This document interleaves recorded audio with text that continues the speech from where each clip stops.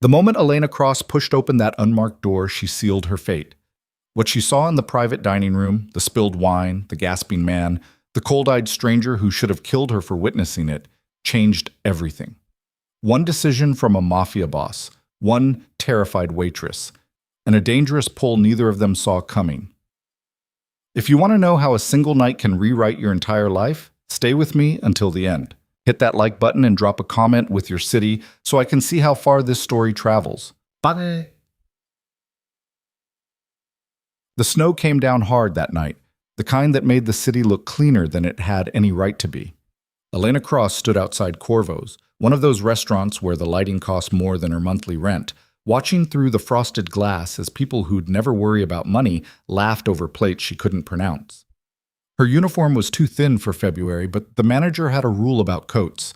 They made the staff look sloppy, he said, like they didn't take pride in their work. Pride didn't keep you warm, but Elena had learned not to argue about things that wouldn't change. She pushed through the heavy door into the heat, shaking snow from her hair. The main dining room hummed with the low murmur of wealth. Crystal against china, subdued laughter. The kind of conversation that never got too loud because these people didn't need to raise their voices to be heard. Table 7 needs water, Marcus said as she passed the bar. He didn't look up from the wine he was decanting, some bottle that probably cost more than her car had before it died. And the VIP section is locked down tonight. Don't go near it. Elena nodded, already reaching for a pitcher. The VIP section was always getting locked down for one reason or another. Sometimes it was celebrities who didn't want photos taken. Sometimes it was business deals that required privacy. She'd stopped being curious about it after her first month. She made her rounds through the main room, refilling glasses, clearing plates, smiling at people who looked through her like she was part of the furniture. That was fine. She'd gotten good at being invisible. Invisible meant tips landed on the table without anyone remembering your face. Invisible meant you got through your shift without incident. The night crawled forward. Her feet ached. The couple at table 12 kept sending their steaks back, too rare, too well done, too something. And each time she delivered the plate with the same patient smile, knowing her tip was evaporating with every trip to the kitchen.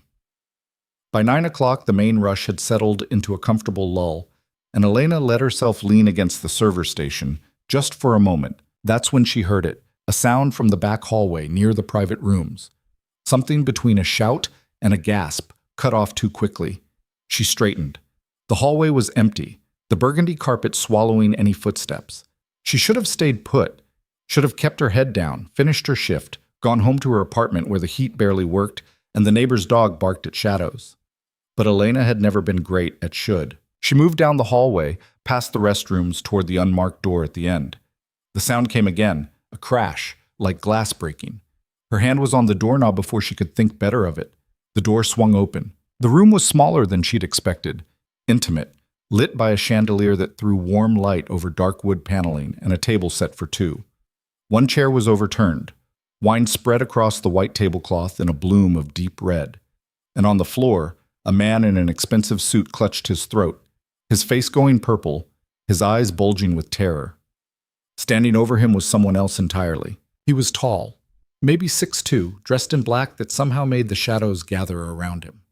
Dark hair, dark eyes, the kind of face that would have been handsome if it wasn't so completely devoid of warmth. He held a wine glass loosely in one hand, studying the dying man the way you'd study an insect you'd just stepped on, with detached interest and absolutely no remorse. Those eyes lifted to Elena. She froze. For a second, maybe two, nobody moved. The man on the floor made a wet, rattling sound.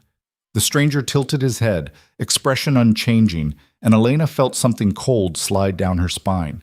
This wasn't shock she was seeing. It was calculation. "Wrong door," he said. His voice was quiet, almost gentle. Somehow, that made it worse. Elena's survival instincts finally kicked in. She stepped back, hand fumbling for the doorknob behind her. "I didn't see anything," she said. The words came out shaky, unconvincing. "I was just... the noise. I thought... You thought you'd investigate." He set the wine glass down on the table with a soft click. That was a mistake. The man on the floor had stopped moving. Elena's heart hammered against her ribs. She'd grown up in this city. She knew what happened to people who saw things they shouldn't. She knew about bodies found in the river, about witnesses who disappeared, about the way certain names made people cross the street. "Please," she said, "I won't say anything. I swear. I work here. I'm nobody. What's your name?" The question threw her. "What? Your name?" He moved then, stepping over the body with the kind of ease that said this wasn't his first. "Tell me your name." Every instinct screamed at her to run, but her legs had gone numb, and he was between her and the only exit, and something about the way he looked at her suggested running would only make things interesting. "Elena," she whispered. "Elena Cross." He considered this. "How long have you worked here, Elena Cross?" 3 months? Family?" "No, nobody." Something flickered across his face, too quick to read. "That's unfortunate." She didn't understand what he meant until he pulled out his phone, typed something with his thumb, and slipped it back into his pocket. When he looked at her again, his expression had shifted into something she couldn't quite parse. Not quite sympathy, but not the cold calculation from before either. "You have 2 choices," he said. "You can scream, bring people running, try to explain what you saw." He gestured toward the body.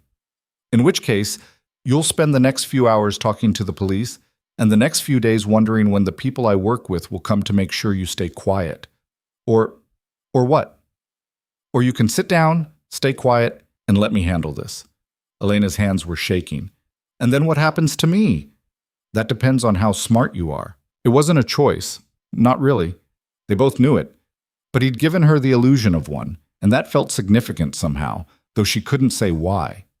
She sat. The chair was cold, the leather slick under her palms. The stranger watched her for a moment longer, then made another phone call. This one was brief, just a few words in a language Elena didn't recognize. When he hung up, he pulled out the other chair and sat across from her, casual as anything, like they were just 2 people having dinner. "What's your real name?" Elena asked. Fear made her reckless. "Or is that not something you give out?" "Damien," he said. "Damien Vale." The name hit her like a punch to the chest. Even she'd heard of Damien Vale, the man who controlled half the city's underground. The one people whispered about in bars and forgot about in daylight. The ghost who ran an empire from the shadows. She'd just walked into his private room and found him standing over a body. "I'm going to die," she said, more to herself than to him. "Not tonight." "How do you know?" "Because I just decided you won't." It should have been comforting. Instead, it just reminded her how little control she had over anything anymore.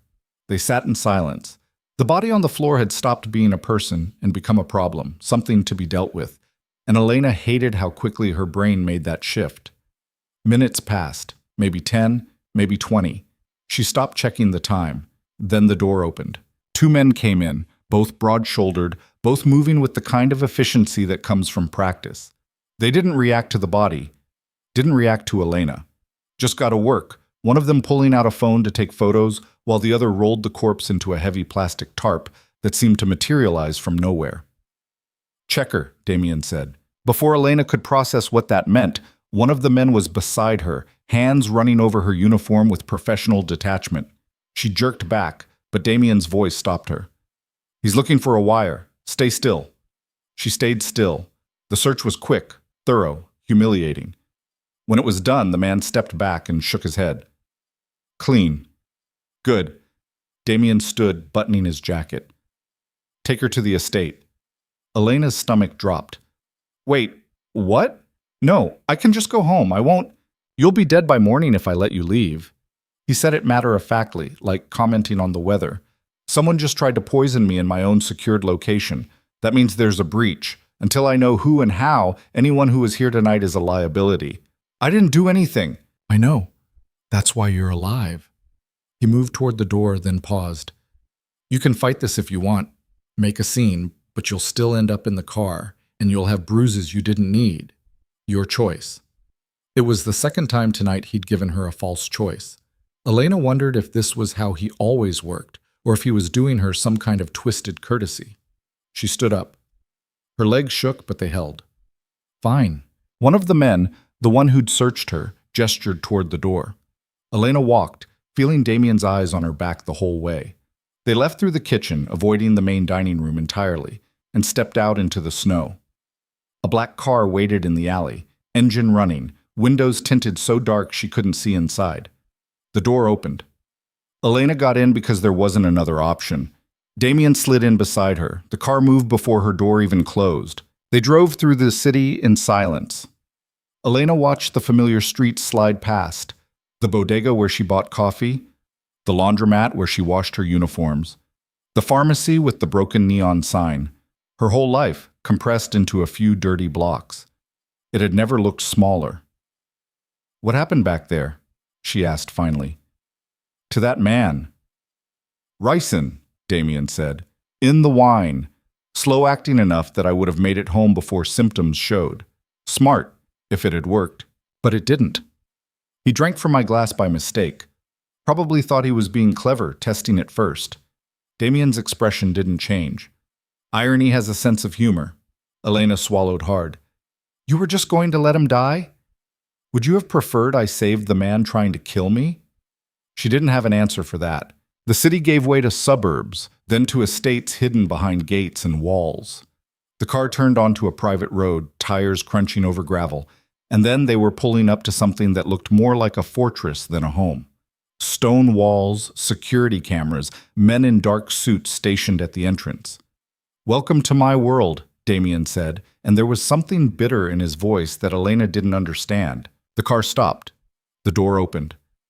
Elena stepped out into the cold, looking up at the massive house in front of her, and felt the last pieces of her old life fall away. Inside the house was all dark wood and colder wealth, art that belonged in museums, floors so polished she could see her reflection. A staircase that curved up into shadows. Damien led her through hallways that seemed to go on forever, past rooms with closed doors until they reached one that opened into something softer. A bedroom, tastefully decorated. Nothing like the cells she'd been expecting. "You'll stay here," he said. "Don't try to leave. Don't try to contact anyone. Just stay put until I figure out what to do with you." "How long?" "As long as it takes." He moved to leave, but Elena's voice stopped him. "What if I'd screamed, back at the restaurant? What would you have done?" Damien turned back. For the first time, she saw something like weariness in his face. "I don't know," he said quietly. "That's what made it interesting." Then he was gone, the door closing behind him with a soft click. Elena heard a lock slide into place. She was alone. She moved to the window, pulled back the curtain. The ground stretched out below, floodlit and pristine, surrounded by walls too high to climb. Beautiful and suffocating all at once.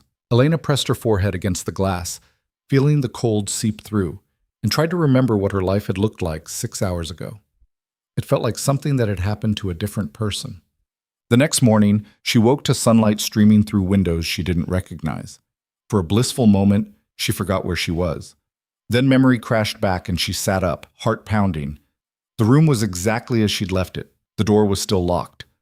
Through the window, she could see men patrolling the grounds, their breath fogging in the morning air. A knock made her jump. "Come in," she said, then realized how stupid that was. She was locked in. But the door opened anyway. A woman in her 50s stepped inside, carrying a tray with breakfast. She had kind eyes and an expression that suggested very little surprised her anymore. "Mr. Vale thought you might be hungry," she said, setting the tray on the bedside table. "I'm Marta. I manage the house." Elena stared at the food. Eggs, toast, fruit that actually looked fresh. "Is this poisoned?" Marta's lips twitched. "If Mr. Vale wanted you dead, you'd already be gone. Eat." She did, because she hadn't eaten since her break at the restaurant 12 hours ago. And survival meant taking care of the basics even when nothing else made sense. The food was good. That felt wrong somehow. "What happens now?" Elena asked. "Now you wait. Mr. Vale has people to see, arrangements to make." Marta collected the empty tray. "If you need anything, there's a phone by the bed. Dial 0. Someone will come." "Can I leave this room?" "No." At least she was honest. The day crawled by. Elena explored her prison, which took about 5 minutes. Bathroom with marble counters, closet with clothes that weren't hers but fit anyway, which was its own kind of unsettling. A bookshelf with titles she'd never had time to read. She tried the window again, but it didn't open, and the glass was too thick to break without tools she didn't have. By evening, she was climbing the walls from boredom and fear and the strange combination of both. When the door opened and Damien stepped inside, she practically lunged at him. How long are you keeping me here? Good evening to you too. He closed the door, leaned against it. He'd changed clothes, she noticed. Still black, still expensive, but different. How are you finding your accommodations? I'm finding them very locked. For your safety. You keep saying that like it makes it true. It is true. He moved into the room, and Elena hated how she stepped back instinctively. There are people in this city who would love to know what you saw last night. People who would use you to get to me. The only reason you're still breathing is because nobody knows you exist. Then let me go. I'll disappear. You'll never see me again. You think it's that simple? Something sharp entered his voice. You think you can just walk back to your apartment, your job, your life, and nobody will notice? They're already watching your building, already asking questions at the restaurant. You're a loose end, Elena. Loose ends get cut. The weight of it settled over her. So what? I'm just supposed to stay here forever? Until it's safe. Or until I decide what else to do with you. What does that mean? He didn't answer. Instead, he crossed to the window, looking out at the same view she'd been staring at all day. Tell me about your mother. The shift in topic threw her. What? Earlier you said you had no family, but everyone comes from somewhere. She's dead, has been for 3 years. Elena didn't know why she was answering. Cancer, the kind that moves fast when you can't afford to fight it. I'm sorry. Are you? He turned to look at her, and there was something in his expression she couldn't read. What was her name? Sarah. Sarah Cross. Elena wrapped her arms around herself. Why do you care? Sarah Cross, he repeated, like he was testing the sound of it. Did she ever talk about the city? About the people she knew before you were born? Not really. She worked a lot. 2 jobs, sometimes 3. We didn't have time for stories. Elena's eyes narrowed. Why? Did you know her? Maybe. I'm not sure yet. He moved toward the door. I'll have Marta bring you dinner. Try to get some rest. Wait. But he was already gone, the lock clicking back into place. Elena stood in the middle of her beautiful prison and tried to make sense of anything. Her mother, Damien Vale. The strange look on his face when she'd said the name. It didn't add up, which meant she was missing pieces. She'd never been good at leaving puzzles unsolved. Odd. 3 days passed like that. Isolated, fed, watched. Elena learned the routines of the house through the window, the guards changing shifts, Marta's arrival with meals, the black cars that came and went at irregular intervals. She learned which floorboards creaked, which corner of her room the security camera couldn't see, how long it took for someone to respond when she called. Damien came every evening, always around 7. Sometimes he asked questions about her life, her mother, the restaurant. Sometimes he just sat in the chair by the window and read through papers while she pretended not to watch him. It was the strangest thing, this routine they'd fallen into, this prisoner and captor dynamic that somehow didn't feel quite as simple as it should. On the 4th night, he brought a box. I found something, he said, setting it on the bed. Letters. Your mother's handwriting, I think. I want you to look at them. Elena's hands trembled as she opened the box. Inside were envelopes, yellowed with age, addressed to someone named D.V. She pulled out the first letter and unfolded it carefully. The handwriting was her mother's. No question. Where did you get these? She whispered. My father's study. Kept them locked away. Damien's voice was carefully neutral. He never told me about them. I only found them yesterday, going through his things. Elena read. The letter was dated 26 years ago. It talked about fear, about a debt, about a choice her mother had to make. And at the bottom, a line that made Elena's breath catch. I can't let him use the baby against you. I'm leaving tonight. Please don't follow me. Please let us disappear. She looked up at Damien. What does this mean? It means, he said slowly, that your mother knew my father. It means she was running from something or someone connected to my family. And it means... He stopped. It means what? Read the date. Elena looked. 26 years ago. Almost exactly 9 months before she was born. The room tilted. No, she said. I don't know for certain, but the timing... No. Elena stood up, the letter falling from her hands. That's not... My mother would have told me. She wouldn't have. She was protecting you from my father, from this world. Damien's expression was unreadable. It's what parents do when they love you. Elena's mind raced. Her mother's secrets, the way she'd always refused to talk about Elena's father, the careful way she'd built their life in the shadows, never staying in one place too long, never drawing attention. So what are you saying? Her voice came out ragged. That your father, that we're some... I'm saying it's possible. I'm saying we need to find out. He picked up the fallen letter, smoothed it carefully. There are other letters. Read them. Maybe they'll tell us more. He left her there with the box, with her mother's words, with the possibility that everything she'd known about herself was wrong. Elena read through the night. Each letter painted a picture. Her mother, young and scared, caught up in something she didn't understand. A man, Damien's father, who'd been kinder than his empire suggested, but still trapped by it.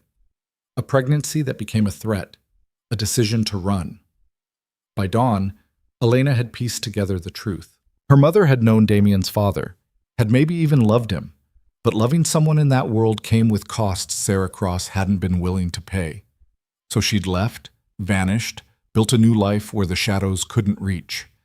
Except shadows always reach eventually. When Damien returned in the morning, Elena was sitting by the window, the letters spread out around her.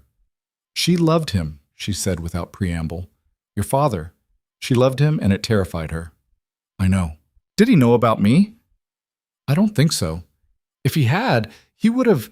Damien stopped. He would have done something. Found us. Brought us back. Used me to keep her close. Yes. Elena laughed, but there was no humor in it. So she spent her whole life running from what I just walked straight into. That's almost funny. Elena, don't. She stood, facing him. I need to know something. When you found these letters, when you realized who my mother might have been to your father, did it change anything? Am I still a prisoner here, or did I just become family? Damien was quiet for a long moment. I don't know yet what you are. It was the most honest thing he'd said to her. Then figure it out, Elena said. Because I can't keep living in this limbo. Either I'm someone you're protecting or someone you're controlling, but I need to know which. He left without answering, and Elena stood alone in her room full of her mother's secrets, wondering if Sarah Cross had ever stood in a similar room, asking similar questions, getting the same non-answers. Like mother, like daughter. Trapped by men who dealt in power and called it protection. The thought should have made her angry. Instead, it just made her tired. Elena stopped counting days after the first week. Time moved differently in the estate, stretched thin during the empty hours, then compressed when Damien appeared with more questions, more pieces of a puzzle she'd never asked to solve. The letters had changed something between them, though neither acknowledged it directly. He looked at her differently now, with a wariness that felt almost like recognition, and she couldn't decide if that made things better or worse. On the 8th morning, Marta brought breakfast and stayed longer than usual, fussing with the curtains Elena hadn't touched. You need some air, she said finally. Real air, not just what comes through the vents. I'm not allowed to leave. Mr. Vale didn't say you couldn't walk the grounds, just that you couldn't leave them. Marta gave her a meaningful look. There's a difference. 20 minutes later, Elena stood on the back terrace, breathing cold air that tasted like freedom, even though the walls surrounding the property reminded her it wasn't. The estate grounds were bigger than she'd realized from the window, gardens gone dormant for winter, a stone path winding through bare trees, a fountain frozen mid-cascade. Beautiful in that expensive, controlled way that made her think of museums. She walked because staying still had started to feel like dying slowly. The path led her past the main house toward what looked like a greenhouse, its glass panels fogged with condensation. She almost turned back, but then she saw movement inside. Damien, his jacket off, dirt on his hands, doing something that looked completely out of place for a man who killed people over dinner. Elena pushed open the door. The air inside hit her first, warm and humid, heavy with the smell of earth and growing things. Plants she didn't recognize crowded the tables, some flowering, some just green.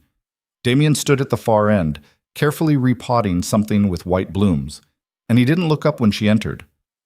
Gardenias, he said. My mother's favorite. They're temperamental. Too much water and they rot. Too little, and they die anyway. Elena moved closer, watching his hands work the soil with unexpected gentleness. I didn't picture you as someone who gardens. Most people don't picture me as someone who does anything besides what they've heard. He finally looked at her. Marta let you out. She said you didn't technically forbid it. She's right. I didn't. He set down the pot, brushed dirt from his hands. How are you sleeping? I'm not. The letters? Everything. Elena wrapped her arms around herself, though the greenhouse was warm enough. I keep thinking about what my mother gave up, what she ran from, whether it was worth it. Was it? I don't know. She died broke and tired and alone. But she was free, in a way. Or she thought she was. Elena touched one of the gardenia leaves, soft as skin. Did your father ever talk about her, after she left? No. But my father didn't talk about most things that mattered. Damien's voice went flat. He kept those letters locked away for 26 years. That says something. That he cared? That he was weak. The words came out harsh. He built an empire on strength and let one woman make him sentimental. It's probably what got him killed in the end. Elena's head snapped up. What? 2 years ago. Car accident, officially. But my father didn't make mistakes with cars. Damien picked up another pot, his movements precise, controlled. Someone got to him. I just don't know who yet. Is that what this is about? The poisoning at the restaurant? That's what everything is about. Power, revenge, the settling of old debts. It's all anyone in this world knows how to do. He paused. Your mother understood that. That's why she ran. They stood in silence, surrounded by his dead mother's favorite flowers and the ghost of Elena's mother's choices. The greenhouse felt too small suddenly, too warm, and Elena couldn't tell if she wanted to leave or stay. I need to know something, she said finally. If the letters are real, if your father and my mother, does that make you my brother? Half-brother. Maybe. If the timing's right and if my father was being honest in his own letters, which isn't guaranteed. Does it matter to you? If I am? Damien set down the gardening tools, wiped his hands on a cloth that had seen better days. When he looked at her, his expression was unreadable. I don't know yet. Does it matter to you? Yes. Because if you're my brother, then I need to stop being afraid of you. And if you're not, she stopped. If I'm not, then I need to figure out what you are instead. Something shifted in his face, gone too quick to name. You should get inside, it's cold. You're out here. I'm used to it. Elena didn't move. Why did you bring me to the greenhouse? I didn't. You followed me. You knew I was there. You could have sent me away. I could have. He picked up his jacket, shrugged it on. But I didn't. He walked past her toward the door, and Elena felt something pull tight in her chest. Some thread of connection she didn't want to examine too closely. She followed him back to the house, through hallways that felt less like a prison every day, and she hated herself a little for the adjustment, for how quickly a person could get used to captivity if the cage was nice enough. That afternoon, Elena met the rest of Damien's world. She was in the library, an actual library with floor-to-ceiling books and leather chairs that smelled like old money, when voices drifted in from the hallway. Male voices, multiple, talking over each other with the easy aggression of people who'd known each other too long. Telling you it's a mistake. You can't just keep her here indefinitely. I can do whatever I need to do. And when someone notices, when they start asking questions, let them ask. The voices got closer. Elena stood, not sure if she should leave or stay, and then they were in the doorway, Damien and 2 other men, all of them stopping short when they saw her. Who's this? The first man asked. He was shorter than Damien, stockier, with a scar cutting through his left eyebrow. His eyes were sharp, calculating. Elena Cross, Damien said. She's staying here for a while. Sultan. Staying here?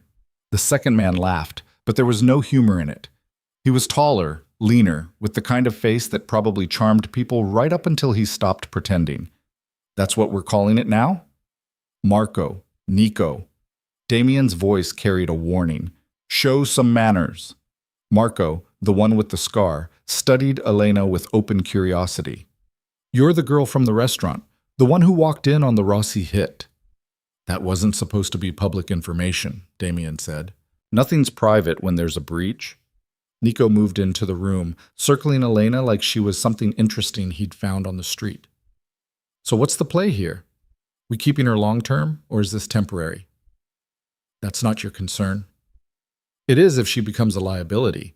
We've already got enough heat without adding a civilian witness to the mix. Nico stopped directly in front of Elena. No offense. Some taken, Elena said. Marco grinned. She's got spine. I like her. Your approval wasn't requested, Damien said, but there was something almost amused in his tone. Elena, these are my brothers, Marco and Nico. They work with me. By work with, he means clean up his messes, Nico added, which lately has been a full-time job. And you're both doing it loudly in my house. Why? Because the Belmonts are making moves. Word is they're the ones who ordered the hit on you, and now they're sniffing around trying to figure out what happened to their guy. Marco pulled out his phone, showed Damien something on the screen. This came through an hour ago. They want a meeting. Damien's expression went cold. When? Tonight. Neutral ground. They're saying it's to discuss terms. Terms for what? That's what we're supposed to find out. Marco pocketed the phone. You going? Do I have a choice? You always have a choice. Some of them are just worse than others. Nico glanced at Elena again. What about her? She coming along for the show? She stays here. That's probably smart. The Belmonts aren't known for their hospitality. Nico headed for the door, Marco following. We'll pick you up at 8. Try not to get killed before then. They left, their voices fading down the hallway, and Elena turned to Damien. Who are the Belmonts? Competition? Old family, old money, old grudges? He moved to the window, looking out at nothing. They've been pushing at my territory for months. The poisoning was just the latest escalation. And you're going to meet with them anyway. If I don't, it looks like weakness. Weakness gets you dead faster than poison does. Elena sat down in one of the leather chairs, her legs suddenly unsteady. This is your life. People trying to kill you. Meetings that might be traps. Brothers who talk about murder like it's boring. Yes. And my mother ran from this. Smart woman. But you're still here. Damien turned to face her. I didn't have anywhere else to run to. This is all I've ever known. There was something in his voice that made Elena's chest ache. Not pity, she had a feeling he'd hate that, but recognition, maybe. Of someone trapped by circumstances they didn't choose, making the best of options that all looked bad. Be careful tonight, she said. Why? Because if you die, I'm stuck here with no idea what happens next. His mouth curved, almost a smile. Practical. I'm a waitress. We're good at risk assessment. Former waitress. I'm going to need a job again eventually, assuming I survive this. You will, Damien said, and he sounded certain. I don't make promises I can't keep. He left her there in the library, surrounded by books about people and places that felt less real than her current situation, and Elena tried to remember what normal had felt like before everything changed. The attempt failed. Normal was already starting to feel like something that had happened to someone else. That night, Elena couldn't sleep. She stood at her window watching the driveway, waiting for headlights that didn't come. 8 o'clock passed. 9. 10. By 11, she'd worn a path in the carpet pacing, and by midnight, she'd convinced herself something had gone wrong. When she heard footsteps in the hallway, she was at the door before it opened. Damien stood there, jacket off, tie loosened, looking more disheveled than she'd ever seen him. There was blood on his shirt. Are you hurt? Elena reached for him before thinking, her hands checking for wounds. Not mine. He caught her wrists, held them still. I'm fine. You're covered in blood. I said I'm fine. It got complicated. Elena pulled free, stepping back. What happened? The meeting was a setup. 3 of theirs, 2 of mine. We made it out. He moved past her into the room, heading straight for the bathroom. The Belmonts wanted to send a message. We sent one back. She followed him, watched as he stripped off the shirt and threw it in the trash. There were bruises already forming on his ribs, a cut along his shoulder that looked shallow but mean. Let me help, she said. Let me help. He went still, then nodded once. Elena found the first aid kit under the sink. Of course, there was a first aid kit. Probably every room in this house had one, and set to work cleaning the cut. Her hands shook slightly, but she kept them steady enough to do the job. You're good at this, Damien said. My mother was clumsy. I got a lot of practice. Elena taped down a bandage, checked the placement. Who died tonight? No one. But it was close. Which side came closer? Does it matter? Yes. Because if it was yours, then the people trying to kill you are getting better at it. And if it was theirs, then you're making enemies who will want revenge. Elena met his eyes in the mirror. Either way, this doesn't end well. It never does. That's not the point. Then what is? Surviving long enough to see what happens next. Elena finished with the bandages and stepped back. Damien turned to face her, and they were close enough that she could see the exhaustion in his face, the weight of whatever he'd done tonight still sitting heavy on his shoulders. Thank you, he said quietly.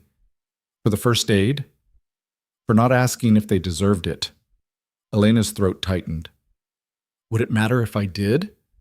Probably not, but I'm tired of people asking questions they don't really want answered. He left, taking the ruined shirt with him, and Elena sat on the edge of the bathtub, feeling like she'd crossed some invisible line tonight, from prisoner to something else, from stranger to someone who cleaned blood off a killer's hands and didn't flinch. Her mother would have been horrified, or maybe she wouldn't have been. Maybe Sarah Cross had stood in similar bathrooms, made similar choices, felt the same confused pull toward a world that should have repelled her. The thought didn't comfort Elena as much as it should have. The next few days brought a routine that felt dangerously close to normal. Elena spent mornings in the library, afternoons walking the grounds, evenings in her room reading her mother's letters over and over, looking for answers that weren't there. Damien came and went at odd hours, sometimes clean and composed, sometimes carrying the evidence of his work in split knuckles and careful movements. They talked more now. Small things at first. Books, weather, the irritating way Marco and Nico bickered. Then bigger things. Her mother's struggles. His father's coldness. The strange inheritance they might share if the letters were telling the truth. We could do a DNA test, Elena said one evening. They were in the greenhouse again, Damien showing her how to prune the gardenias without killing them. No, for sure. Would that change anything? It would give us answers. Sometimes answers just create new problems. He handed her the pruning shears, guided her hands to the right branch. There. Cut just above the node. Elena made the cut clean and certain. You're avoiding the question. I'm considering the implications.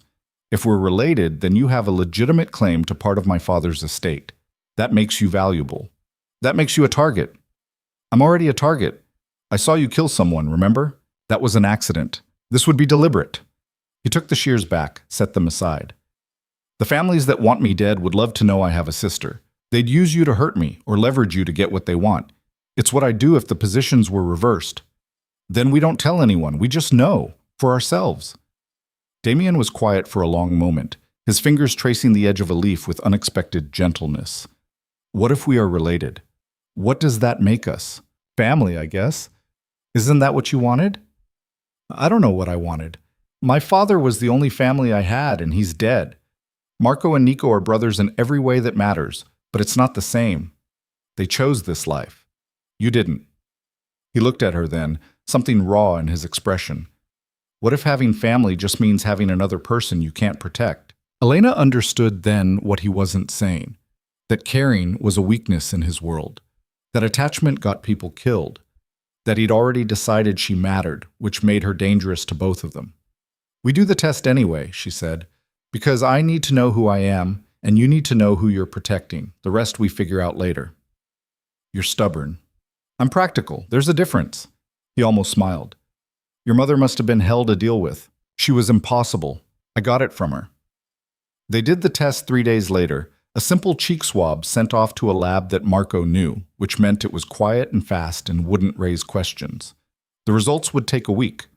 Elena tried not to think about them, tried not to build expectations around what they might say, but at night she found herself imagining what it would mean to have a brother, someone who shared her blood, her history, the same ghost of a father they'd never fully know. The week crawled forward. Elena learned more about the estate, met more of Damien's people, started to understand the careful hierarchy that kept his world running. She learned that Marcus, who told her not to go near the VIP section that first night, worked for Damien, and had been the one to clean up the restaurant after. She learned that Marta had been with the family for 30 years and knew more secrets than anyone acknowledged. She learned that the gardener was a former enforcer who'd taken a bullet to the spine and found peace in pruning roses. Everyone here had a story. Everyone had done things they didn't talk about in daylight, and somehow Elena was becoming one of them. On the 6th day, Damien found her in the library again. She'd started thinking of it as her space, which probably said something about how far she'd drifted from her old life. "The Belmonts want another meeting," he said without preamble. Elena looked up from her book. "Are you going?"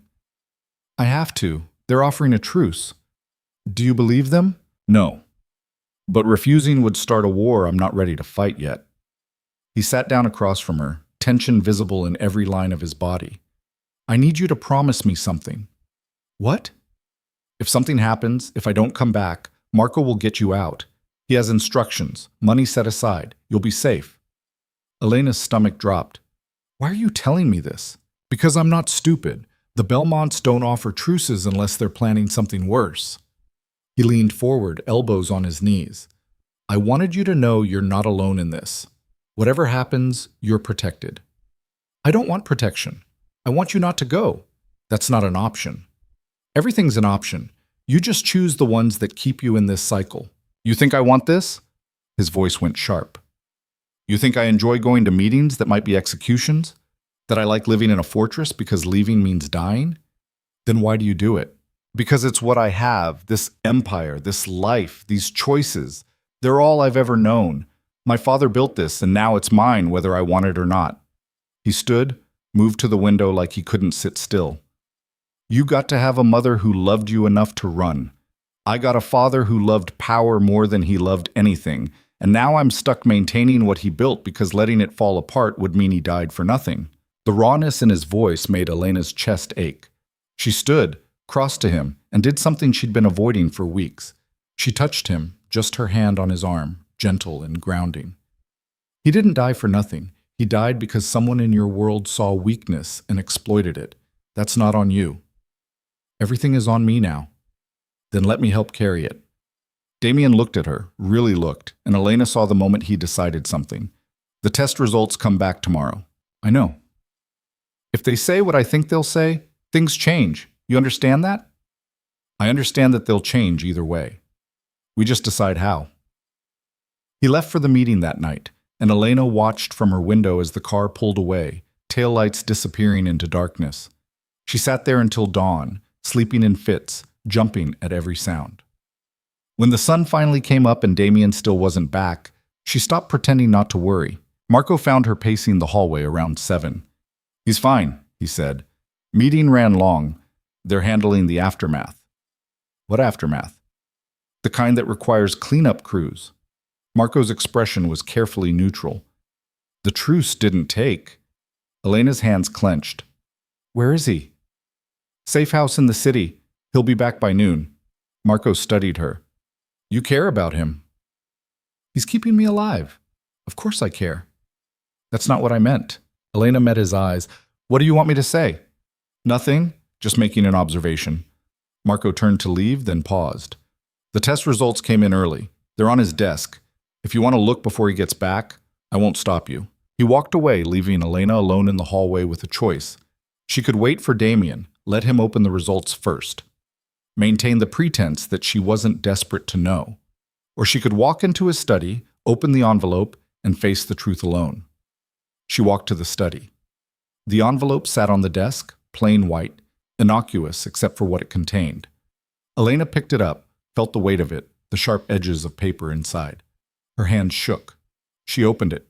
The words blurred at first, medical terminology she had to read twice to understand, but the conclusion was clear enough. Genetic markers. Probability of relation. 99.7% certainty. Damien Vale was her half-brother. Elena sat down hard in his chair, the paper crinkling in her grip. All her life she'd been alone, just her and her mother against the world. No father, no siblings, no family beyond the two of them. And now, suddenly, impossibly, she had a brother who killed people, a brother who'd kidnapped her to keep her safe, A brother who grew gardenias in a greenhouse and looked at her sometimes like he was trying to solve an equation that didn't balance. She was still sitting there staring at the results when Damien came home. He stopped in the doorway, took in the scene, and something shifted in his expression. "You opened them." "Marco said they were here." "He would." Damien moved into the room, closed the door behind him. "So, now you know." "Now I know." Elena held up the paper. 99.7%. That's pretty definitive. It is. Are you angry I looked? No. I'm tired and I'm not sure what this changes, but I'm not angry. He sat down across from her, and Elena saw the exhaustion carved into his face, the weight of whatever had happened at the meeting still sitting heavy. "We're siblings. Half-siblings. Same father, different mothers, 2 decades apart. That's one way to put it. How would you put it?" Elena set down the paper carefully. "I'd say we're family now, whether we like it or not." "And do you? Like it?" "I don't know yet. Ask me again when my brother stops walking into death traps for a living." Something like relief crossed his face, gone as quick as it came. "That might take a while. Then I guess we have time to figure it out." They sat in silence, the test results between them, the morning light streaming through the window, and Elena felt something shift in her chest.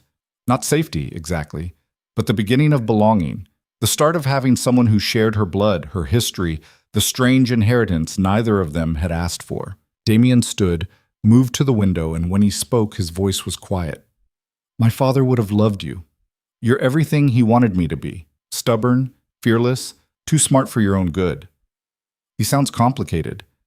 He was, but he would have protected you if he'd known you existed. Damien turned back to face her. "I'll do better than protect you.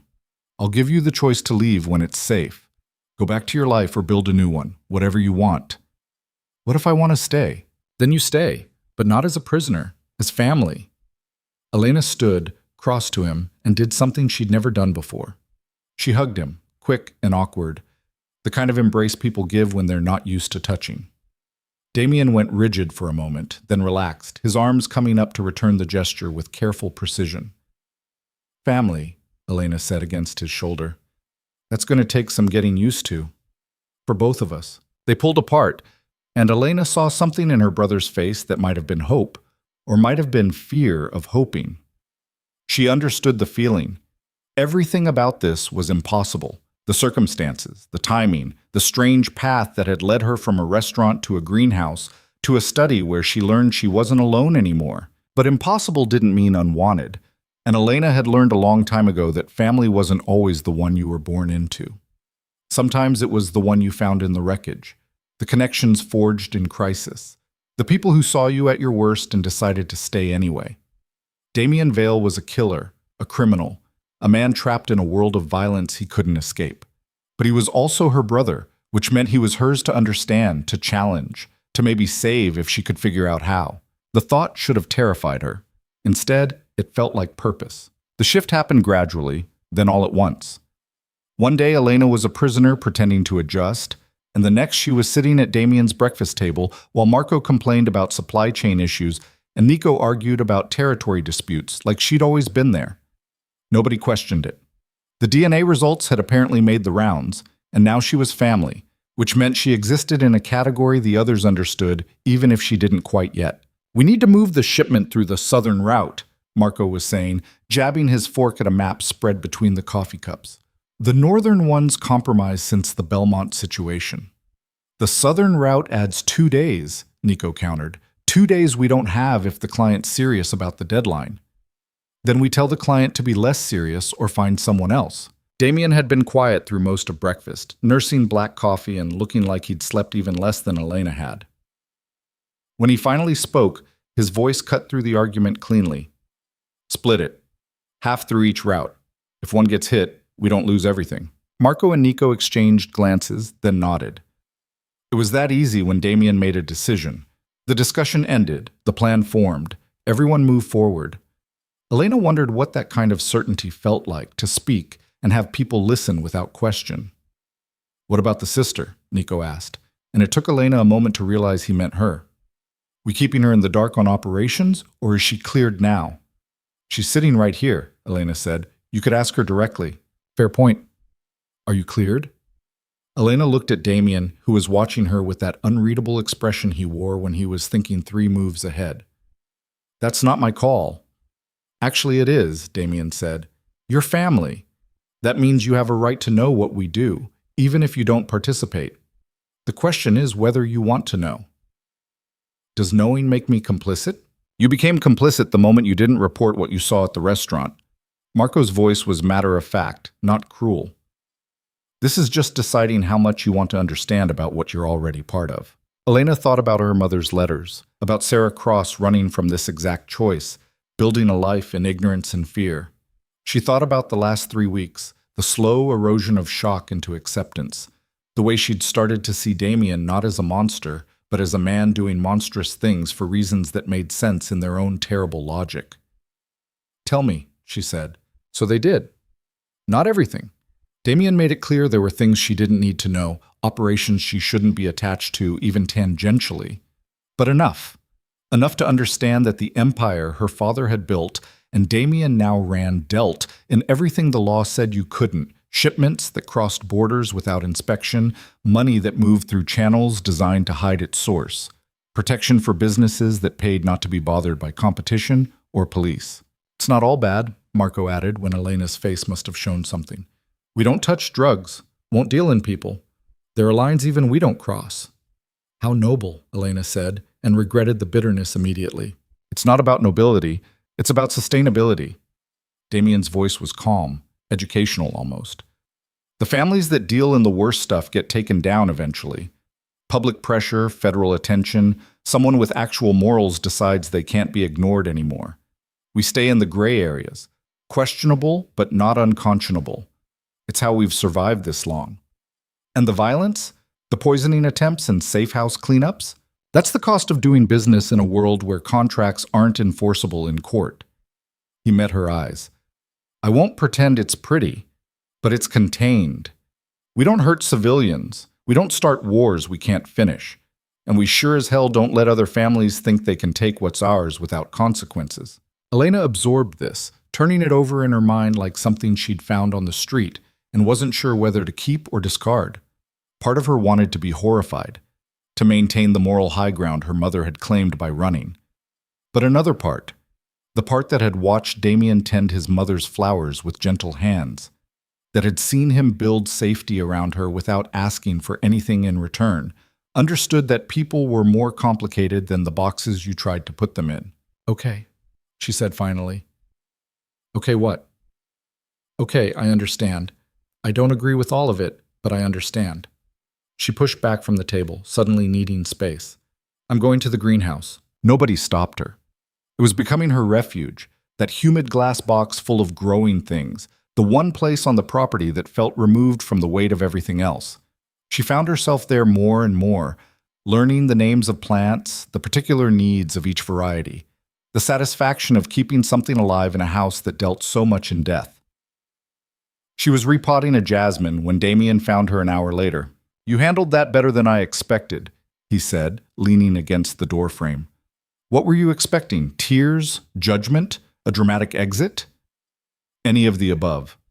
He moved into the greenhouse, picked up a watering can, started tending to the gardenias without asking. My father's second wife, Nico and Marco's mother, lasted 2 months after she found out what we really did. Took the settlement money and disappeared. Can't say I blamed her. Is that why you never married? Afraid someone will run? I never married because marriage in this life is a business transaction, and I wasn't interested in the deals being offered. He set down the watering can, brushed dirt from his hands. But yes, watching people leave because they couldn't handle the truth got old. Elena studied him, this brother she was still learning to read. You thought I'd run. I thought you'd want to. You still might. When things get worse, why do you assume they'll get worse? Because they always do. The Belmonts are regrouping. The failed truce means open conflict eventually. And there are other families circling, waiting to see if I'm weak enough to challenge. He said it like he was discussing the weather, inevitable and unchangeable. It's going to get ugly, Elena.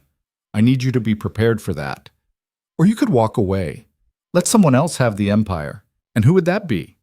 Marco and Nico are loyal, but they're not leaders.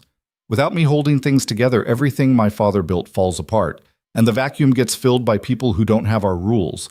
At least we have lines we won't cross. Is that what you tell yourself? That you're the lesser evil? It's what I know. I've seen what happens when territories change hands, the blood that gets spilled, the civilians who get caught in the middle. His voice went rough.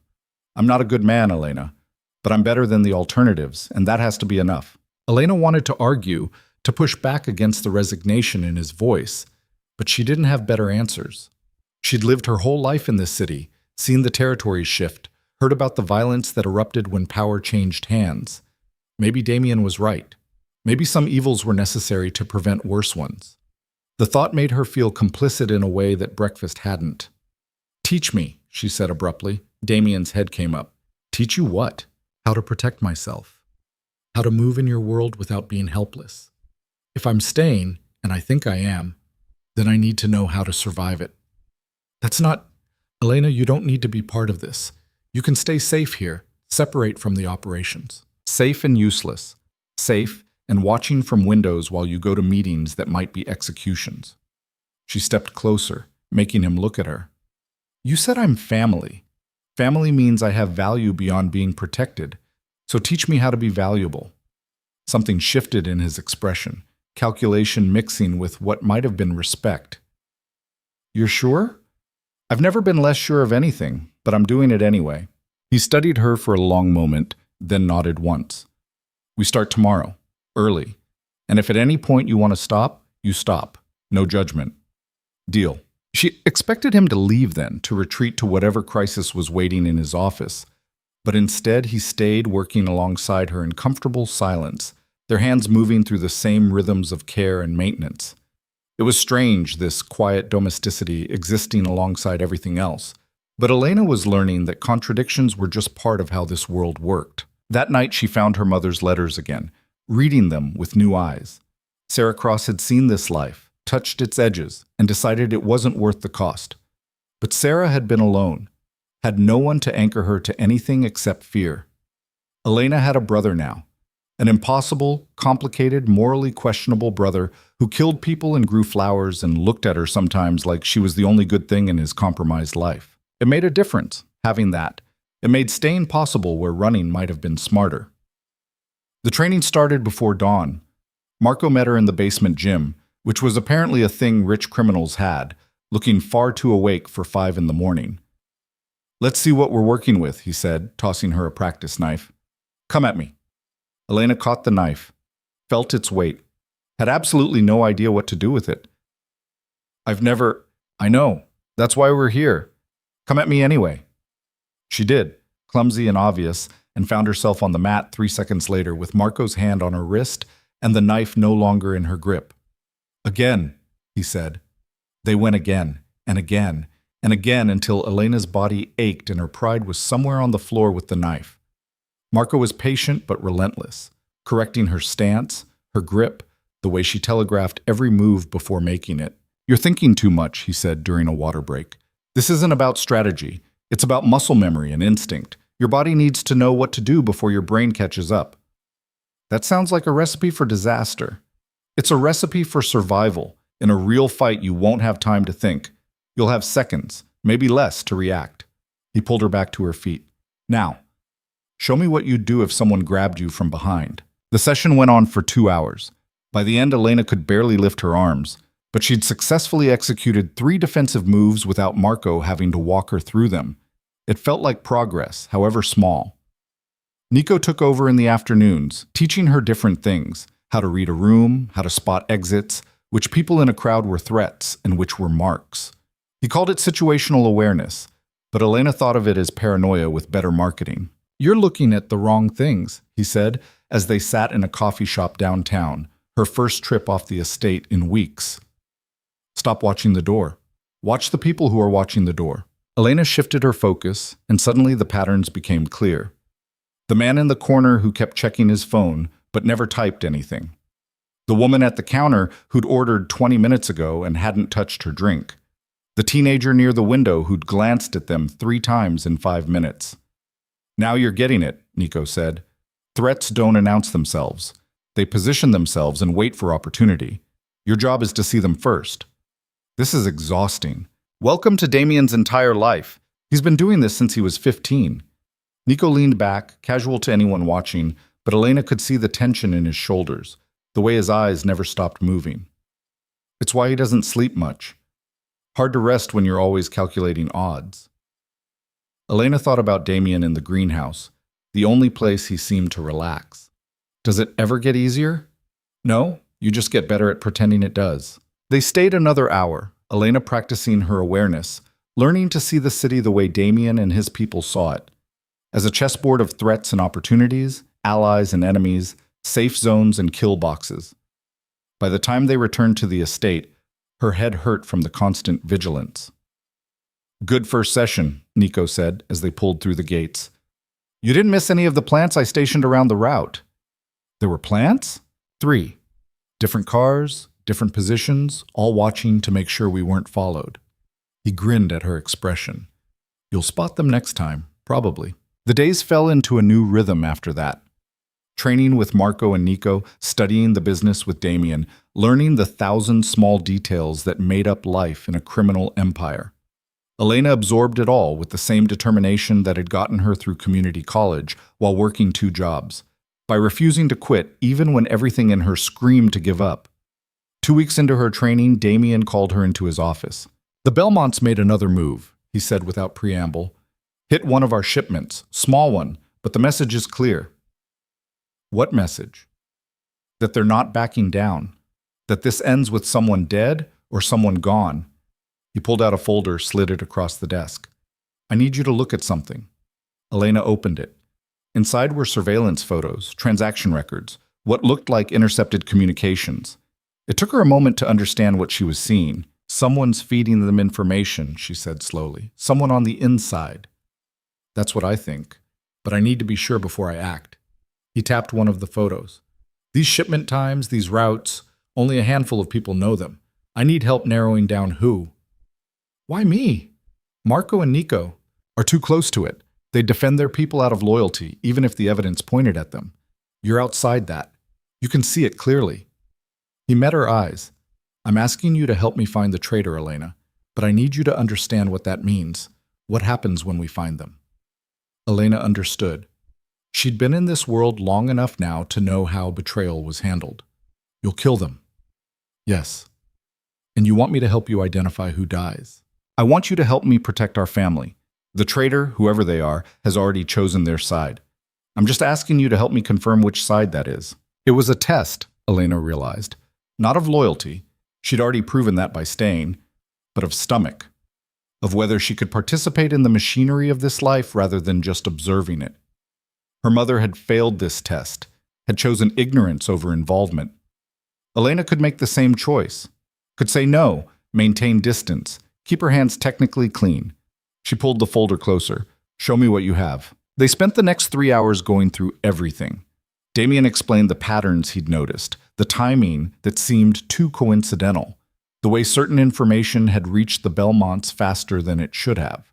Elena added her own observations, seeing connections he'd missed because he was too familiar with the operations to question the basic rhythms. By the time they finished, they'd narrowed it down to 3 people, all trusted, all with access, all people Damien had known for years. I'll handle it from here, he said, closing the folder. How? Better if you don't know the details. No. Elena stood her ground. If I helped identify them, I need to know what happens next. I'm not going to hide behind ignorance. Damien's expression shifted, something like approval mixing with concern. We'll test them, set up false information, see who takes the bait. When we know for certain who it is, I'll confront them, give them a chance to explain. And if they can't explain? Then they've made their choice, and I'll make mine. Elena nodded, her throat tight. This was the line, the moment where she stopped being adjacent to the violence and became part of its logic. She could still walk it back, could say this was too much, could retreat to her greenhouse and her mother's letters and the comfortable fiction that she wasn't complicit. Instead, she said, when do we start? The trap was elegant in its simplicity. 3 different pieces of false information, each given to only one of the suspects. Whichever piece reached the Belmonts first would identify the leak. Damien set it in motion the next morning, and then they waited. The waiting was worse than the training. Elena threw herself into her physical conditioning, pushed herself harder than Marco thought wise, needed the exhaustion to quiet her mind. At night she lay awake wondering which of the three it would be, whether they had families, whether those families would blame Damien or themselves or the world that made such choices necessary. On the third day, Nico came to find her in the greenhouse. "We got confirmation," he said. "It's Vincent." Elena's hands stilled on the plant she'd been pruning. Vincent. The quiet man who managed their financial transfers, who'd been with Damien's father for 15 years, who had a daughter in college and a wife who volunteered at the children's hospital. "You're sure?" "The Belmonts moved on the false information we fed him. Nobody else's." Nico's expression was grim. "Damien's bringing him in tonight." "What do you need me to do?" "Nothing. Stay here. This part isn't— you don't need to see this." But Elena was already putting down the pruning shears, already heading for the door. "If I helped identify him, I see it through." "Elena, I see it through." Nico studied her, then nodded slowly. "Your call, but you can't unsee it once you're there." "I know." They brought Vincent to the estate at 8 o'clock. Elena watched from the security monitors as he arrived, looking confused but not yet afraid. Damien met him in the study, offered him a drink, sat him down like they were just having a conversation. Marco and Nico flanked the doors. Elena stood in the shadows, there but not participating, witnessing but not interfering. "We have a problem, Vincent," Damien said, his voice calm and cold. "Someone's been feeding information to the Belmonts. You know anything about that?" Vincent's face went pale. "No, of course not. I'd never—" "The shipment route you were briefed on Tuesday, the one through the Eastern District." Damien pulled out a tablet, showed him something Elena couldn't see from her angle. "The Belmonts hit it this morning. How did they know?" "I don't— maybe someone overheard or—" "You were the only one briefed on that route. It was a test, Vincent. False information, given only to you." Damien's voice never rose, never wavered. "So I'll ask you again. Why are you feeding information to the Belmonts?" The silence stretched out, sharp enough to cut. Elena watched Vincent's face cycle through denial, panic, calculation, and finally resignation. "They have my daughter," he said, the words coming out broken. "They took her 3 weeks ago. Said if I didn't cooperate, they'd—" His voice cracked. "I'm sorry. I'm so sorry. But she's my daughter." The air went out of the room. Elena saw Damien's expression shift, saw the fury drain into something more complicated. Marco and Nico exchanged glances, and she could read the same conflict in their faces. Betrayal was betrayal, but this was different from greed or ambition. "Why didn't you come to me?" Damien asked, and for the first time Elena heard something like pain in his voice. "Why didn't you tell me they had her?" "Because I was afraid. Because I thought if I gave them what they wanted, they'd let her go. But they just kept asking for more." Vincent's hands shook. "I know what I've done. I know there's no coming back from this. Just please." "She doesn't know anything. She's innocent in this. Please." Damien stood, moved to the window, his back to the room. Elena could see the tension in his shoulders, the weight of the decision pressing down. In the silence, she understood the impossible calculation he was making: justice versus mercy, the rules of his world versus the love of a father for his child. Finally, he turned back. "Where is she? Where are they keeping your daughter?" Vincent gave them an address. Damien made 3 phone calls, speaking in the clipped code Elena had learned meant operations were moving. Then he looked at Vincent with something that might have been pity. "We'll get her back. Tonight. And then you're done. You and your family disappear. New city, new names, enough money to start over. But you never come back here. Never contact anyone from your old life. You're dead to this world. Understood?" Vincent's face crumpled. "Thank you. Thank you. I'll—" "Don't thank me. Thank Elena." Damien gestured toward the shadows where she stood. "She's the one who argued that context matters, that people make terrible choices for understandable reasons. If it was just me, you'd already be dead." Vincent turned to look at her, and Elena felt the weight of his gratitude and guilt and relief like something physical. She hadn't argued anything out loud, but somehow Damien had known, had seen her face while they were working through the evidence, had understood that she couldn't separate the betrayal from the desperation that caused it. "Get him out of here," Damien said to Marco. "Take him to the safe house. Don't let him contact anyone until we have his daughter." After they left, Damien and Elena stood alone in the study. The silence felt heavy, loaded with everything unsaid. "You went soft," she said finally. "I went human. There's a difference." He poured himself a drink, didn't offer her one. "In pure business terms, I should have killed him. Made an example. Shown everyone what happens when you betray me, regardless of reason. That's what my father would have done." "But you're not your father." "No, for better or worse, I'm not." He downed the drink, set the glass down harder than necessary. "The Belmonts are going to see this as weakness. They took his daughter, he cracked, and I let him live anyway. That's going to cost me. Or it shows you're strong enough to make exceptions. That you're not ruled by fear." Elena moved closer, making him look at her. "You did the right thing." "The right thing isn't always the smart thing in this world." "Then maybe it's time to change what this world rewards." He laughed, but there was no humor in it. "You sound like my mother. She used to say things like that, before the world proved her wrong." They recovered Vincent's daughter 4 hours later. The operation was clean, quick, no casualties on either side. The Belmonts had been using her as leverage, nothing more, and once Damien's people hit the safe house, the guards surrendered without a fight. By morning, Vincent and his family were on a plane to somewhere Damien wouldn't tell Elena, starting over with new identities and enough money to make it work. The Belmonts, predictably, were furious. They'd lost their leverage and their informant in one night. The retaliation came fast. Elena was in the library when the first explosion hit. The windows shattered inward, glass and sound and pressure all at once. She hit the floor on instinct, covering her head, her ears ringing. Somewhere in the house, alarms were screaming. Footsteps thundered through hallways. Someone was shouting, but she couldn't make out words through the noise in her head. Hands grabbed her, pulled her up. Damien, his face grim, a gun in his free hand. "Move," he said, and she moved. They ran through smoke and chaos, other figures joining them. Marco, Nico, guards whose names Elena didn't know. Another explosion, this one further away. The house shuddered. Damien dragged her through a doorway she'd never noticed, downstairs that descended into darkness. A bunker. Of course there was a bunker. The door sealed behind them with a heavy thunk, cutting off the noise from above. Emergency lights flickered on, showing a space about the size of her old apartment, lined with supplies and weapons and monitors showing the estate grounds. On the screens, Elena could see men moving through the smoke, armed, organized, clearly professional. The Belmonts had sent an army. "How many?" Marco asked, already checking weapons. 30, maybe 40, Nico said, watching the monitors. "They're spreading out, searching the house." "Let them search." Damien was calm, preternaturally so, already moving through what looked like a practiced routine. "The house is rigged. They want a war. We'll give them one." He pressed something on a control panel.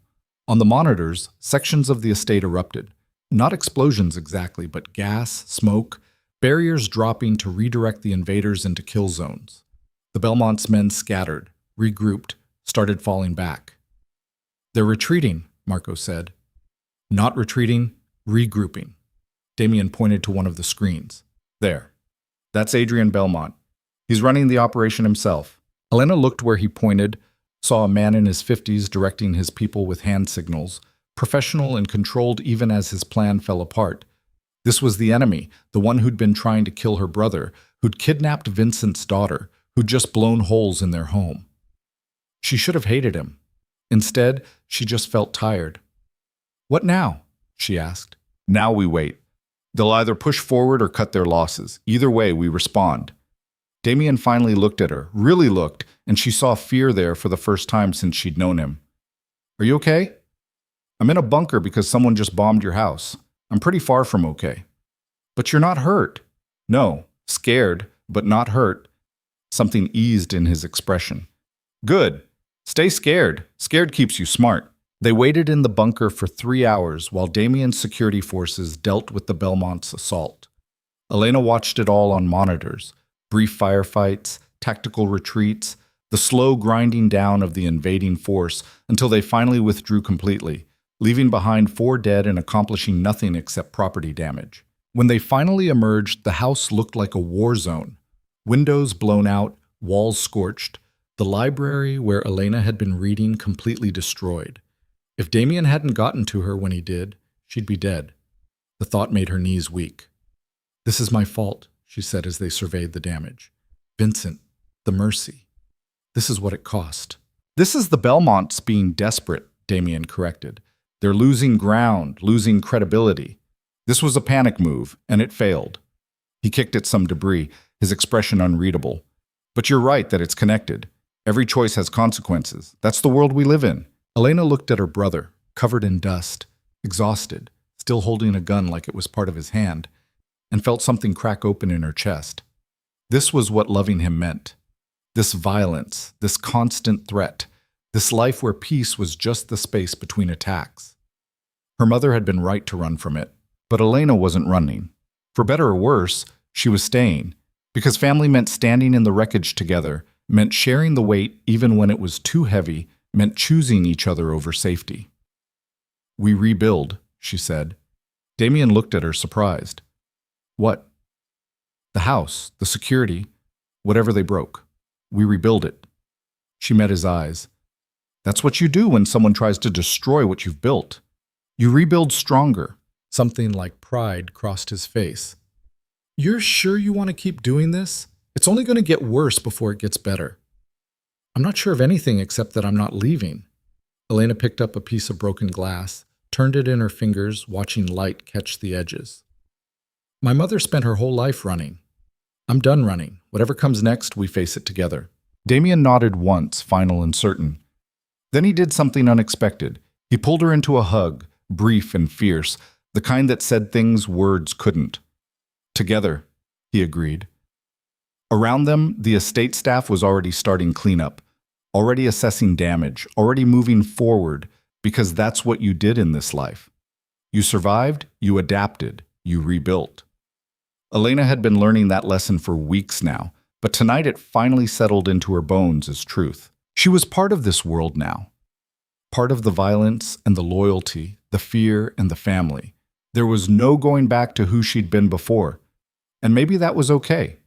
Maybe Sarah Cross had run because she was alone, but Elena had a brother who would burn the city down to keep her safe.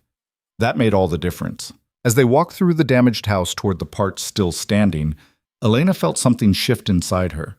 Not acceptance exactly, but purpose. She couldn't change what Damien did or who he was, but maybe she could change what they built together. Maybe she could be the reason he made merciful choices instead of ruthless ones. Maybe that was enough. The thought carried her through the rest of that long night, through the cleanup and the planning and the quiet moments where fear tried to convince her she'd made the wrong choice. By dawn, when the estate was secure again and the Belmonts had retreated to lick their wounds, Elena stood at her window watching the sun rise over a world that would never be simple again. But it was hers, and she was done apologizing for claiming it. The reconstruction took 3 weeks. Contractors came and went under heavy security, replacing windows, repairing walls, upgrading systems that had proven vulnerable during the attack. Elena watched the house transform, watched Damien turn the assault into an opportunity to build something harder to break. Everything he did was like that, reactive but calculated, turning damage into advantage. She found him one morning in what used to be the library, now gutted down to studs and framework. He stood in the middle of the destruction holding blueprints, and when she entered, he didn't look up. "They want to make it exactly like it was before," he said. "I told them no. What's the point of rebuilding the same weakness?" Elena picked her way through the debris, stopped beside him. The blueprint showed a redesigned space, reinforced walls, bulletproof glass, hidden panels that probably concealed weapons or escape routes.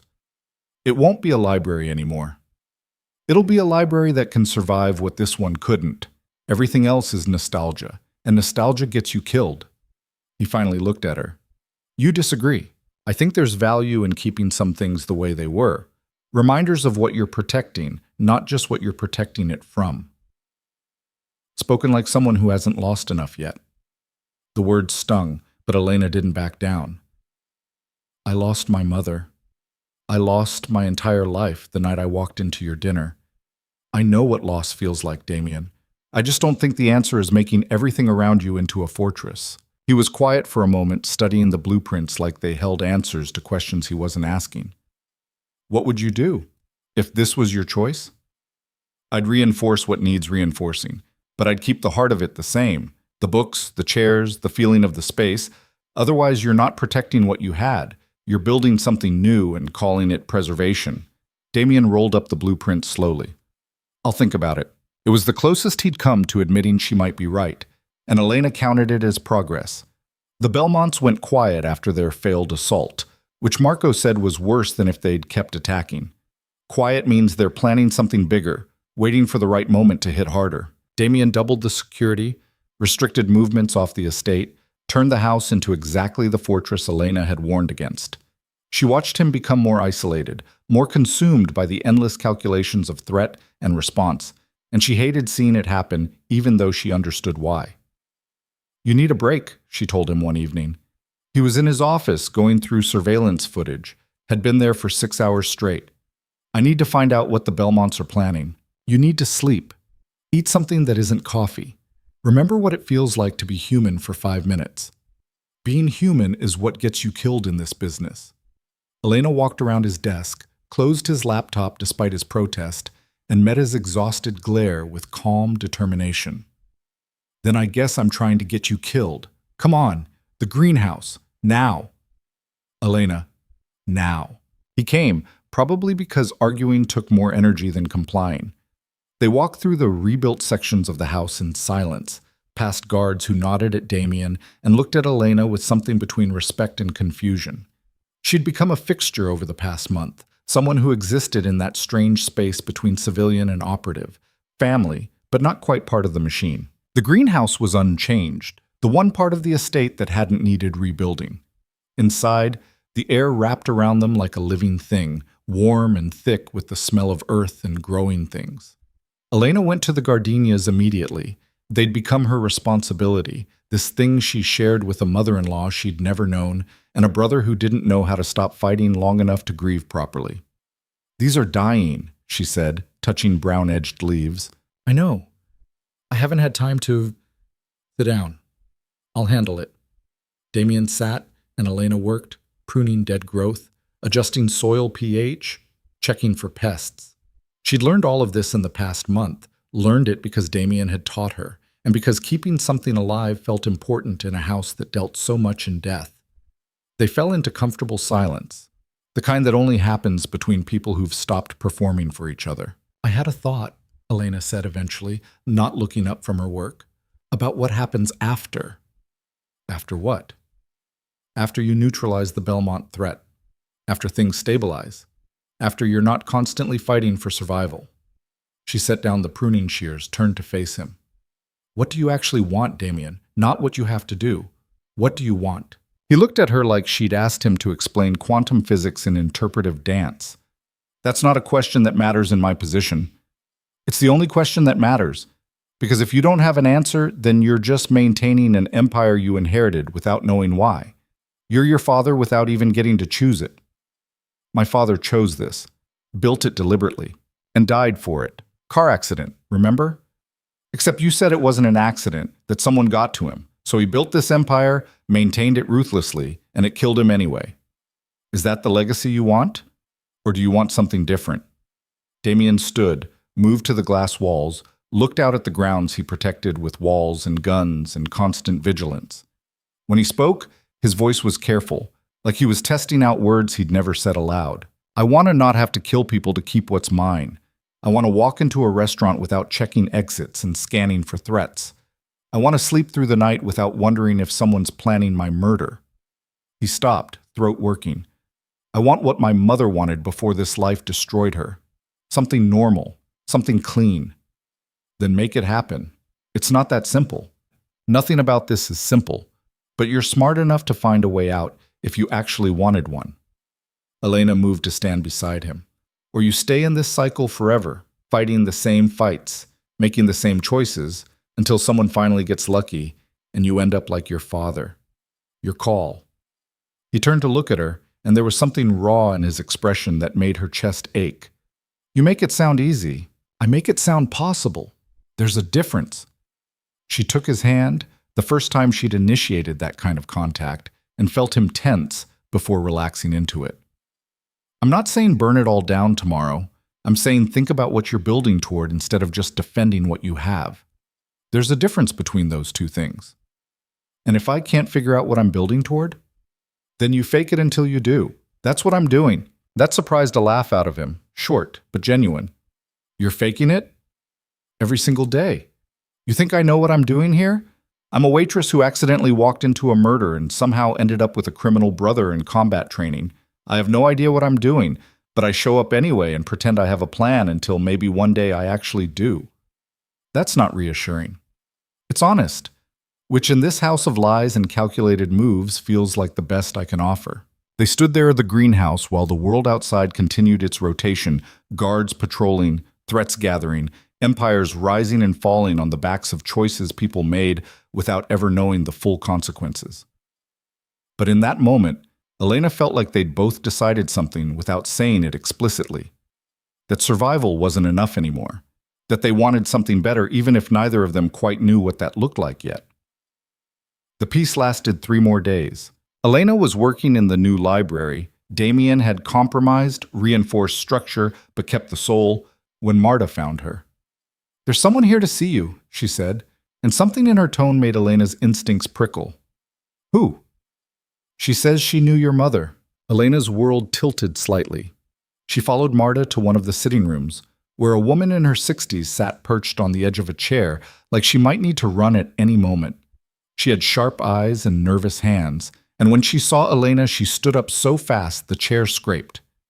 "You look like her," the woman said. "Sarah. You look just like Sarah." "Who are you?" "Ruth Chen. I worked with your mother years ago, before you were born."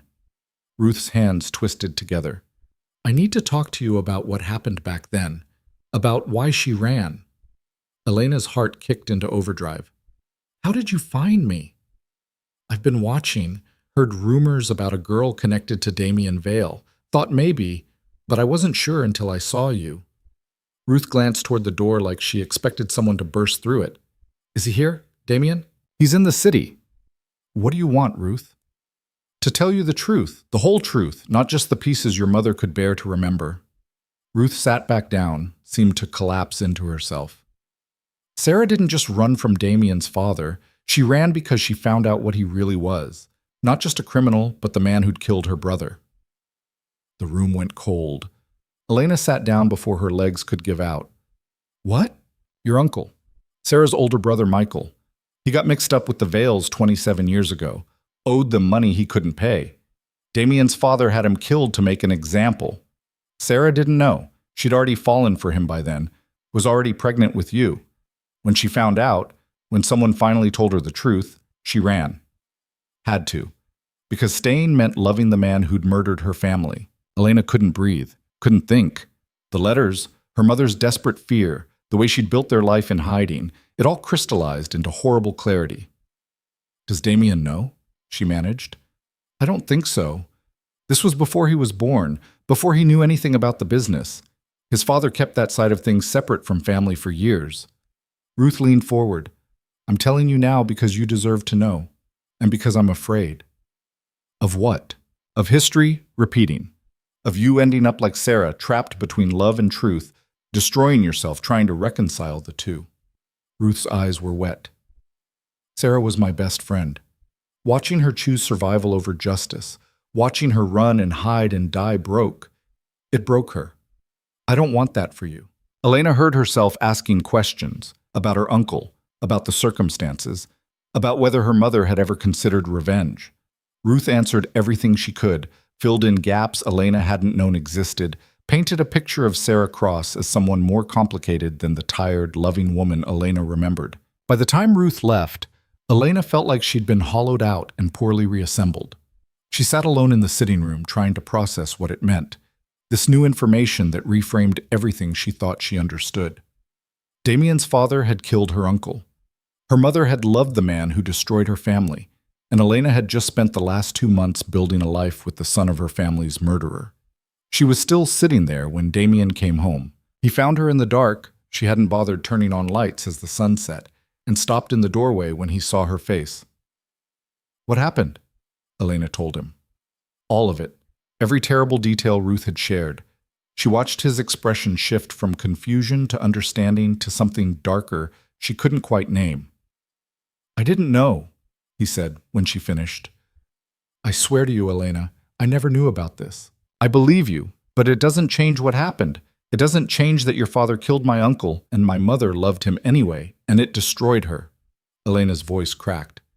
"We share blood, Damien, but our families destroyed each other before we ever existed. What does that make us?" "I don't know." He moved into the room, sat down across from her, and for the first time since she'd known him, he looked completely lost. "What do you want me to say? That I'm sorry? That I'll make it right? I can't bring your uncle back. I can't undo what my father did." "I know you can't, but I need—" Elena stopped, not sure what she needed. Justice? Impossible. Revenge? Against a dead man? Understanding? Of what? They sat in silence while the darkness gathered around them, two people connected by blood and trauma, and choices made by ghosts, trying to figure out if any of that mattered against the relationship they'd actually built. "My mother ran," Elena said finally. "She found out the truth, and she ran, and it ate her alive for the rest of her life. She never forgave herself for loving him, never forgave herself for bringing me into existence as proof of that love. I grew up watching her hate herself for choices she made before I was born. And I'm not going to do that. I'm not going to let something that happened before I existed dictate who I'm allowed to love now." She looked at him directly. "Your father killed my uncle. That's a fact. It's horrible, and it's unforgivable, and it's done. But you're not your father, and I'm not my mother, and we get to choose what we do with this information." "What are you choosing?" "I'm choosing not to run. I'm choosing to stay anyway because whatever complicated, twisted history created us doesn't define what we build going forward." Elena's hands were shaking, but her voice was steady. "I'm choosing you, my brother, my family. Even knowing this." Damien's face did something complicated, cycling through relief and guilt, and something that might have been grief. "You shouldn't. You should hate me for this. Why? Because of blood? Because your father's crime should automatically become yours?" She shook her head. "That's the logic of this world, Damien. The logic that says children pay for their parents' sins. But I'm done with that logic. It didn't work for my mother, and it won't work for me. So what now? Now we keep building what we started. But we do it honestly, knowing the whole truth. No more hidden letters, no more secrets that explode later. We face this together." He nodded slowly, and Elena saw the decision settle over him like a weight he was choosing to carry. Together. The word felt significant, loaded with all the history they couldn't escape and the future they were trying to create anyway. Elena stood, suddenly exhausted, and Damien stood with her. "For what it's worth," he said quietly. "I'm sorry. For what my father did. For what it cost your family. For all of it." "I know. And for what it's worth, I don't blame you." She moved toward the door, paused. "But we need to do something about this. About the pattern. Your father killed to make examples. You've killed to maintain power. At some point, someone has to break the cycle." "Is that what you want? For me to break the cycle?" "I want you to want to break it. There's a difference." She left him there in the dark and went to her room and pulled out her mother's letters one more time. Reading them now, with Ruth's revelations, she could see the coded pain, the guilt threaded through every line. Sarah Cross had loved a man who'd destroyed her family, and it had poisoned everything that came after. She'd run from it, but never escaped it, had carried that knowledge like a curse, until cancer provided a different kind of ending. Elena refused that fate, refused to let her father's crimes or her mother's grief dictate the shape of her life. She was building something new with Damien, something that acknowledged the past but wasn't enslaved to it. Whether that made her naive or revolutionary, she couldn't say, but it felt right in a way nothing else had since her life imploded. The next morning, Damien called her to his office. "I've been thinking about what you said, about breaking cycles." He looked like he hadn't slept, but there was something different in his expression, determination maybe, or the beginning of hope. "I want to show you something." He pulled up files on his computer, financial records that meant nothing to Elena until he explained them. Accounts set up in shell companies. Money being quietly redirected from the criminal enterprises toward legitimate investments. Plans for slowly transitioning the empire from gray market operations to legal business ventures. "I started this 6 months ago," he said. after my father died and I realized I didn't want to die the same way. It's slow. Will take years, maybe a decade. But the goal is to phase out everything questionable and build something that can survive in daylight. Elena stared at the spreadsheets, the careful planning, the evidence that Damien had been trying to change long before she showed up. Why didn't you tell me? Because it might not work. Because every family that's tried this before got torn apart in the transition, either by rivals who saw weakness or by their own people who didn't want to go legitimate. Because I didn't want you to think this was possible if it wasn't. He met her eyes. But after yesterday, after everything, I want you to know I'm trying. That I'm not just maintaining what my father built. I'm trying to transform it into something different. Does Marco know? Nico? They know. They're helping. It's why we've been so careful about security lately. We're vulnerable during the transition. The Belmonts sense it, which is why they're pushing hard now. They want to take us down before we can complete the shift. Elena absorbed this, reframing everything she'd seen over the past 2 months through this new lens. The careful management of territory, the mercy shown to Vincent, the way Damien navigated conflicts looking for solutions that didn't end in blood. He'd been trying to change the whole time, just quietly, without announcing it to a world that would punish the attempt. I want to help, she said. You are helping.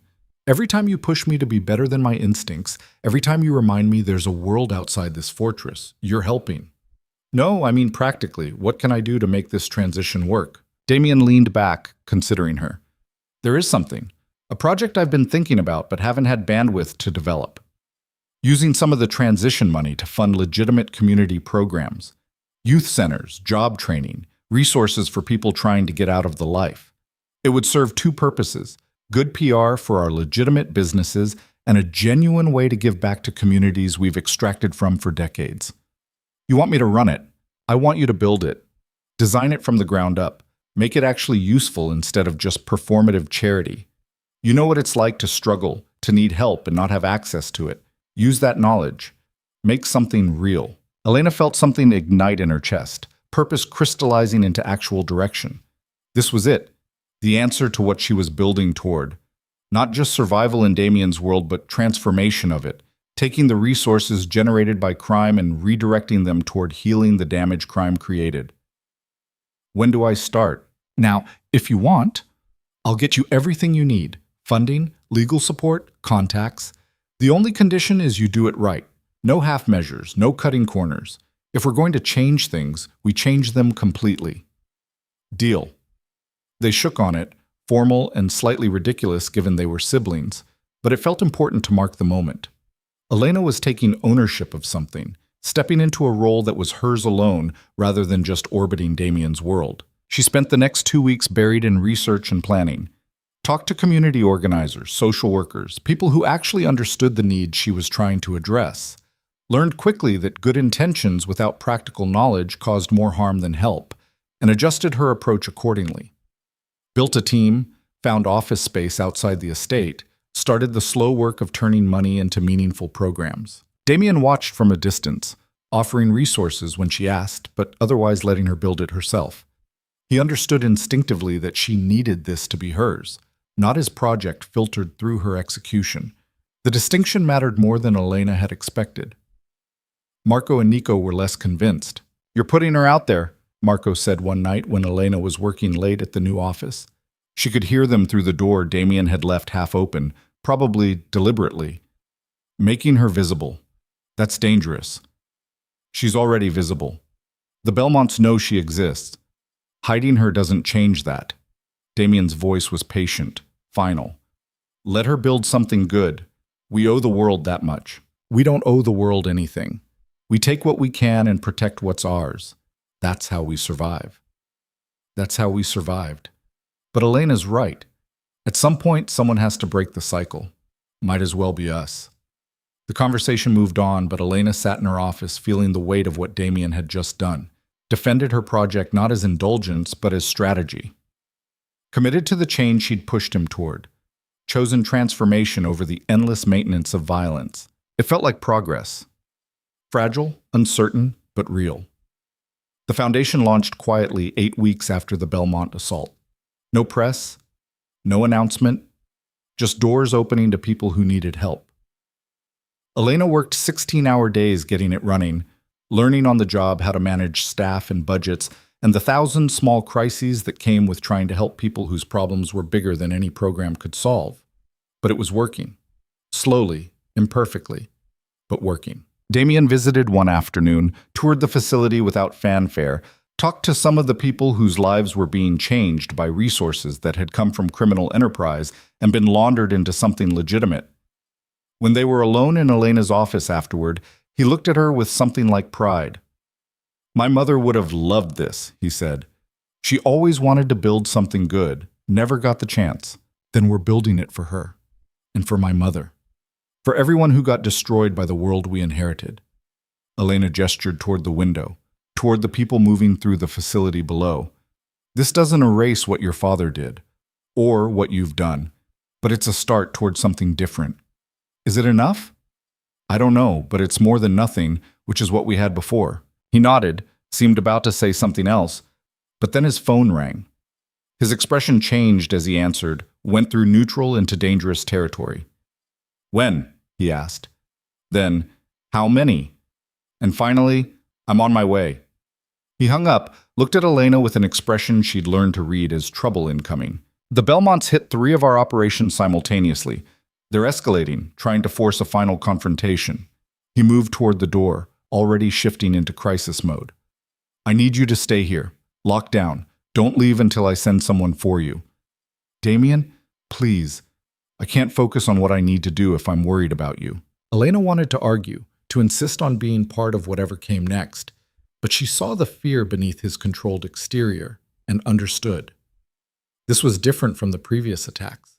This was the Belmonts making their final move, win or die trying. "Be careful," she said instead. "Always am." He left, and Elena locked the foundation doors, sent her staff home early, and waited in her office while her brother went to war. The hours stretched out, each minute feeling like 10, her phone silent because Damien wouldn't risk communications that could be intercepted.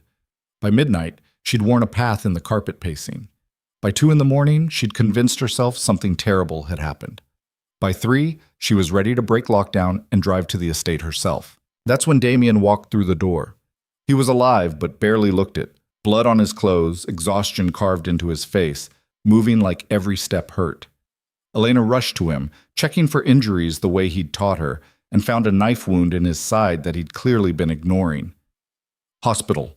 Now." "Can't. Too many questions." He let her guide him to the couch, hissing as he sat. "Got a first aid kit?" She did. Had learned to keep one after the night of the assault. She cleaned the wound as gently as she could while Damien gritted his teeth and looked anywhere but at what she was doing. "What happened?" she asked. "We won. Barely. The Belmonts are finished. Adrian's dead. His lieutenants scattered. Our territory's secure." He paused. "For now." "And the cost?" "3 of ours dead. 2 more in critical condition. Property damage we'll be repairing for months." His voice was hollow, scraped clean of emotion. "But we survived. That's what matters." Elena finished the bandaging in silence, her hands steady despite the fear churning in her stomach. When she was done, Damien caught her wrist, held it gently. "Thank you for being here, for building something worth protecting." He looked at her with eyes that had seen too much tonight. "I meant what I said before. We're breaking the cycle, no matter how many times the world tries to drag us back into it. I'm holding you to that." "I know. That's why I said it." They sat together in the quiet office while the city outside continued its rotation, oblivious to the small war that had just concluded in its shadows. Elena thought about cycles and choices, about the distance between who they were and who they were trying to become. The gap felt enormous, unbridgeable sometimes. But they were trying. That had to count for something. When Damien finally stood to leave, moving carefully around the knife wound, Elena walked him to the car. Marco was driving, looking nearly as rough as Damien, and he nodded at Elena with something approaching respect. "You did good with this place," he said, gesturing toward the foundation. "Damien talks about it constantly. Drives Nico crazy." "Good. Nico needs to be driven crazy occasionally." Marco grinned, tired but genuine. "You're all right, Elena Cross. Your mother would be proud." The words hit her harder than expected, and she had to look away before her eyes could water. When she looked back, Damien was watching her with an expression she couldn't quite read. "Get some rest," he said. "Tomorrow we start rebuilding, again. Always rebuilding, never quite finished. That's life in this world. You build. Something breaks it. You build again stronger." He paused at the car door. "But at least now we're building towards something instead of just defending against everything. That's progress." "That's hope," Elena corrected. "There's a difference." "Then I guess we're hopeful." How terrifying. He got in the car and Marco drove them away into the pre-dawn darkness, and Elena stood in the empty parking lot feeling the weight of everything they'd survived and everything they still had to overcome. The Belmonts were finished, but there would be others. There were always others in a world that rewarded violence and punished mercy. But Elena had learned something in these months of transformation. That change happened slowly, one choice at a time, one moment of choosing different over easy. Damien was trying to break his family's pattern. She was trying to build something good from blood money. Neither of them knew if it would work. But they were trying together, and that felt revolutionary in a world that said people like them couldn't change, shouldn't try, would always fail. Elena locked up the foundation, drove back to the estate through empty streets, and fell into bed as the sun rose over a city that looked peaceful if you didn't know what had happened in its shadows overnight. She dreamed of her mother, of Sarah Cross making the choices that led to Elena's existence. And when she woke hours later, she felt something like forgiveness settling over her. Her mother had run from an impossible situation because she had no support, no alternative, no brother to stand beside her and share the weight. Elena had all of those things. It made all the difference. The cycle was breaking, slowly but certainly, and Elena intended to make sure it stayed broken, no matter what that required. 6 months after the Belmont War ended, Elena stood in the Foundation's main hall watching teenagers filter in for the evening programs and felt something she hadn't experienced in years, pride that didn't come tangled with guilt or fear. The space hummed with life now, voices echoing off walls that held classes and counseling sessions and job training workshops. Real help for real people, funded by money that had come from terrible places but was being transformed into something clean. Transforming dirty money into hope didn't erase where it came from. Elena understood that. But it was more than these kids would have had otherwise, and she'd learned to live with complicated truths. "You're doing that thing again," Marco said, appearing beside her with coffee he'd brought from the place down the street that knew everyone's order by now. "The staring into space like you're solving world hunger." "Just thinking about how far we've come." "We've come pretty damn far. From you being a hostage to you running the most successful community program in this part of the city." He handed her the coffee. "Damien's proud, you know. Won't say it directly because he's emotionally constipated, but he is." Elena smiled despite herself. "How's he doing with the transition? Really?" "Slowly. 3 more operations went legitimate last month. Still have some holdouts, people who don't want to change, think going legal makes us weak, but we're getting there." Marco's expression turned serious. "It's dangerous, though. Every step toward legitimate business makes us vulnerable to the families who stayed criminal. They see opportunity in our vulnerability." "Is Damien worried?" "Damien's always worried, but he's committed. Says if we're going to do this, we do it all the way. No half measures." Marco paused. "He's different since you showed up. Softer in some ways, harder in others. Like he finally has something worth protecting beyond just power." Elena didn't know what to say to that, so she just nodded and watched her students settle into their classes. These were kids from neighborhoods where opportunities disappeared before you were old enough to recognize them, where the criminal life looked like the only viable path because legitimate options required resources no one had. The Foundation was trying to change that equation, one person at a time. It wasn't enough. Would never be enough to undo all the damage. But it was something. That night, Damien called her to the estate for dinner. It had become a weekly ritual, this forced domesticity between siblings who were still learning how to be family. Marta cooked, Marco and Nico showed up and argued about everything. And for a few hours, they could pretend they were normal people living normal lives. Except tonight felt different. Elena sensed it the moment she walked in. Tension in the air, careful expressions, the way everyone kept glancing at Damien like they were waiting for him to detonate. "What's wrong?" she asked, setting down her bag. "Nothing's wrong exactly." Damien gestured toward the dining room. "Let's eat first, then we'll talk." That didn't sound ominous at all. Dinner was strained, conversation forced, and by the time Marta cleared the plates, Elena's nerves were screaming. When Damien finally led her to his office, she was almost relieved to face whatever crisis was brewing. He closed the door, poured himself a drink he didn't touch, and stood by the window looking out at the grounds he'd fortified against a world that kept trying to destroy him. "The Castellanos made contact," he said finally. "They want a meeting." Elena's stomach dropped. The Castellanos were the biggest family in the region, the ones who'd stayed carefully neutral during the Belmont conflict, watching to see who'd come out on top. They dealt in everything the law prohibited and some things it hadn't thought to ban yet. Damien had been avoiding direct contact with them for months, knowing any alliance would come with strings that could strangle. What do they want? Territory. They're expanding, pushing into areas we've traditionally controlled. They want to negotiate a split before things get violent. He finally turned to face her. But there's a complication. What kind of complication? They want to meet you, specifically you. Rafael Castellano heard about the Foundation, about what we're doing with the transition, and he's curious. Damien's expression was unreadable. He's also heard that you're my sister. That makes you leverage, or an asset, depending on how the meeting goes. You think it's a trap. I think everything is potentially a trap until proven otherwise. But refusing the meeting sends the message that we're afraid, and fear is weakness in this world. He moved closer, his voice dropping. I won't force you to go. If you say no, I'll find another way to handle this. But if you do go, if you meet Rafael and show him what we're building, it could help. Could convince him that our transition is real, that there's a future in following our lead instead of fighting us for scraps. Or it could get me kidnapped and used against you. That's also possible, which is why I need you to decide if the risk is worth it.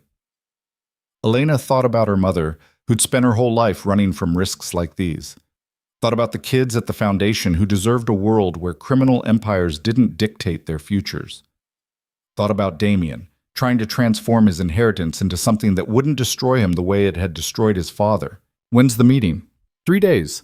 Neutral location, full security protocols. I'll be there the whole time. Then I'm going. But on one condition. What? I don't just meet Rafael, I pitch him on the Foundation model. On the idea that transitioning to legitimate business is better long-term than staying criminal. I try to convince him to follow our lead. She met Damien's eyes. If we're doing this, we do it all the way. Something like pride crossed his face. You sound like me. I learned from the best. That's debatable. But all right. 3 days. We present a unified front, family and business, transformation and strength. Either he respects it or he doesn't. And if he doesn't, then we deal with that when it comes. The 3 days felt like 3 hours. Elena prepared obsessively, building her pitch, practicing answers to hostile questions, learning everything she could about Rafael Castellano and his organization. Marco drilled her on security protocols while Nico taught her how to read the room for threats. Damien mostly watched, offering small corrections, trusting her to figure it out. The night before the meeting, Elena found him in the greenhouse again. He was repotting gardenias, the same careful movement she'd learned from him months ago, and he didn't look up when she entered. Can't sleep? He asked. Can you? Haven't slept well in years. You get used to it. He set down the pot, brushed dirt from his hands. You're nervous about tomorrow. Terrified, but also weirdly excited. Is that normal? In this life? Yes. The line between terror and excitement gets real thin when the stakes are high. He looked at her then, really looked. You've changed since you got here, gotten harder in some ways, stronger in others. Is that good? I don't know. You're not the frightened waitress who stumbled into my dinner anymore. But I'm not sure what you've become instead. Elena considered that. I'm someone who's tired of being afraid. Someone who wants to build something better even if the world says it's impossible. Someone who found family in the worst possible circumstances and decided that mattered more than logic. She moved to stand beside him. I'm your sister. That's what I've become. Damien's throat worked. My father would have liked you. Would have seen himself in you. The stubbornness, the refusal to quit even when quitting makes sense. Would he have approved of what we're trying to do? No, he believed power was the only thing that mattered, that going legitimate was betraying everything he'd built. Damien picked up another pot, started working again.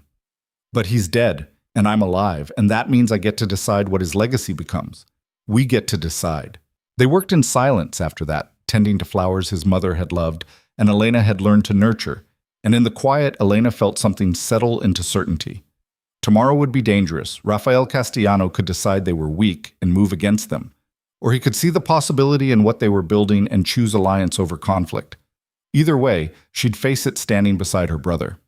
That felt like enough. The meeting was set in a restaurant that reminded Elena viscerally of Corvo's, where this all started. Different name, same expensive elegance, same private sections reserved for people who did business the world wasn't supposed to see. She walked in beside Damien, flanked by Marco and Nico, and tried to channel confidence she didn't entirely feel. Rafael Castellano was already seated when they arrived. A man in his late 50s with silver hair and the kind of presence that filled a room without effort. 2 bodyguards stood behind him, professional and alert. And when Rafael stood to greet them, his smile was pleasant and completely untrustworthy. Damien Vale. Finally we meet properly. His eyes shifted to Elena. And this must be the famous sister, Elena, yes? I've heard interesting things about your work, Mr. Castellano. Elena shook his hand, felt him assess her in that handshake. Strength, confidence, whether she was a player or a pawn. She met his eyes steadily, didn't look away first. Please sit. We have much to discuss. They sat, ordered drinks for appearances, though Elena had no intention of consuming anything she didn't watch being poured. The opening conversation was carefully neutral: business conditions, territorial boundaries, the disruption caused by the Belmont War's conclusion. Rafael spoke like someone used to being listened to, and Damien responded with the same controlled authority. Elena waited, watching for the moment to make her pitch. It came when Rafael turned to her directly. Your brother tells me you run a foundation, community programs, job training, youth services, funded by his organization. That's right. Interesting approach. Most families in our position extract from communities. You're putting resources back. Why? Because extraction isn't sustainable. You can only take so much before communities collapse, and then where do you operate? What do you control? Elena leaned forward slightly. The foundation isn't charity, it's investment. We're building goodwill, creating legitimate business opportunities, giving people alternatives to the criminal pipeline. Long term, that makes us more stable, not less. And in the short term? In the short term, it costs money and makes us look soft to people who only understand force. But we're willing to accept those costs because we're building toward something different. Rafael's expression was unreadable. Different how? Legal, legitimate. An empire that can survive in daylight instead of just shadows. She glanced at Damien, who nodded almost imperceptibly. My brother is transitioning everything we do toward legitimate business. Slowly, carefully, but completely. The foundation is part of that. Proof that we're serious about change, not just rebranding the same operations. And you think I should follow this model? Abandon profitable criminal enterprises to chase legitimacy? I think you should consider whether the world is changing faster than criminal organizations can adapt. Law enforcement is better funded, better coordinated. Federal attention is harder to avoid. Public tolerance for organized crime is shrinking. Elena held his gaze. The families that survive the next decade will be the ones who evolve. The ones who stay the same will get destroyed by their own inflexibility. The table went quiet. Rafael studied her with new intensity, and Elena felt the weight of his calculation, whether she was naive or visionary, whether her argument held merit or was just idealistic noise. Then he smiled, and it was somehow more dangerous than his neutrality had been. You make a compelling case, Miss Cross. Though I notice you're trying to convince me while your brother says nothing. Is this his position or just yours? It's ours, Damien said, his voice carrying quiet authority. Elena articulates it better than I do, but we're aligned. The criminal empire my father built is dying. I can either die with it or transform it into something that survives. I'm choosing survival. And if I choose differently, if I see your transition as weakness and move on your territory, then we defend what's ours. Make no mistake, Rafael, going legitimate doesn't mean going soft. We still have teeth. We just prefer not to use them unnecessarily. The tension stretched out, sharp and present, and Elena felt the moment balance on a knife's edge. This could go either way. Alliance or war, cooperation or conflict. Raphael leaned back, took a slow sip of his drink, and when he spoke, his voice had shifted into something almost approving. I like you both. You have vision, courage, the willingness to make hard choices. That's rare in our world.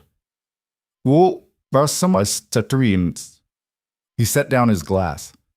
Here's what I propose. A trial period. 6 months where we maintain current boundaries, no territorial disputes, while I observe your transition. If you can prove the model works, that you can go legitimate without losing power, then we talk seriously about alliance, maybe even about following your lead. But if you fail, if the transition makes you vulnerable and other families move in, then our agreement ends and I take what opportunities arise. Fair? It was more than Elena had hoped for, and less than they needed. 6 months to prove the impossible, while staying strong enough to not be destroyed in the attempt. But it was better than immediate war. She looked at Damien, saw him running the same calculations, weighing the risks against the alternatives. Fair, Damien said finally. 6 months. We'll show you what's possible. They shook on it, and the meeting shifted into logistics and boundaries and all the practical details that turned theoretical agreements into actual policy. Elena participated when asked, mostly observed, and by the time they left 2 hours later, she felt exhausted and wired simultaneously. In the car heading back to the estate, Marco was the first to speak. That went better than expected, or worse, depending on how you look at it. Nico was tense, watching traffic like every car might contain threats.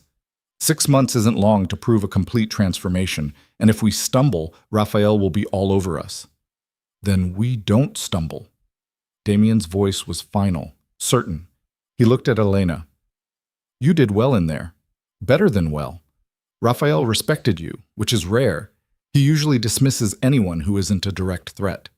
I just told him the truth. The truth delivered well is more powerful than lies delivered perfectly. You understand that instinctively. He was quiet for a moment. We're going to make this work, Elena. The transition, the foundation, all of it. We have to. Because Raphael is watching? Because you convinced me it's possible, and I don't want to let you down. The vulnerability in his voice caught her off guard, made her chest ache. Her brother, this complicated man who'd killed to protect what was his and was now trying to build something better than violence, was trying for her. Because she'd shown up in his life and refused to accept that people couldn't change. You won't, she said. We're doing this together, remember? Together, right. The 6 months that followed were the hardest of Elena's life. She threw everything into the foundation, expanding programs, securing partnerships with legitimate businesses, building a model that could be replicated by other families if they wanted to follow Damien's lead. Every success felt fragile, every setback catastrophic. Raphael's people watched everything, evaluating, and the pressure was constant. Meanwhile, Damien worked the business transformation with ruthless efficiency. More operations going legitimate. More territory secured through business deals instead of violence. The slow, grinding work of changing an empire's fundamental nature while staying strong enough that no one could exploit the transition. They had setbacks.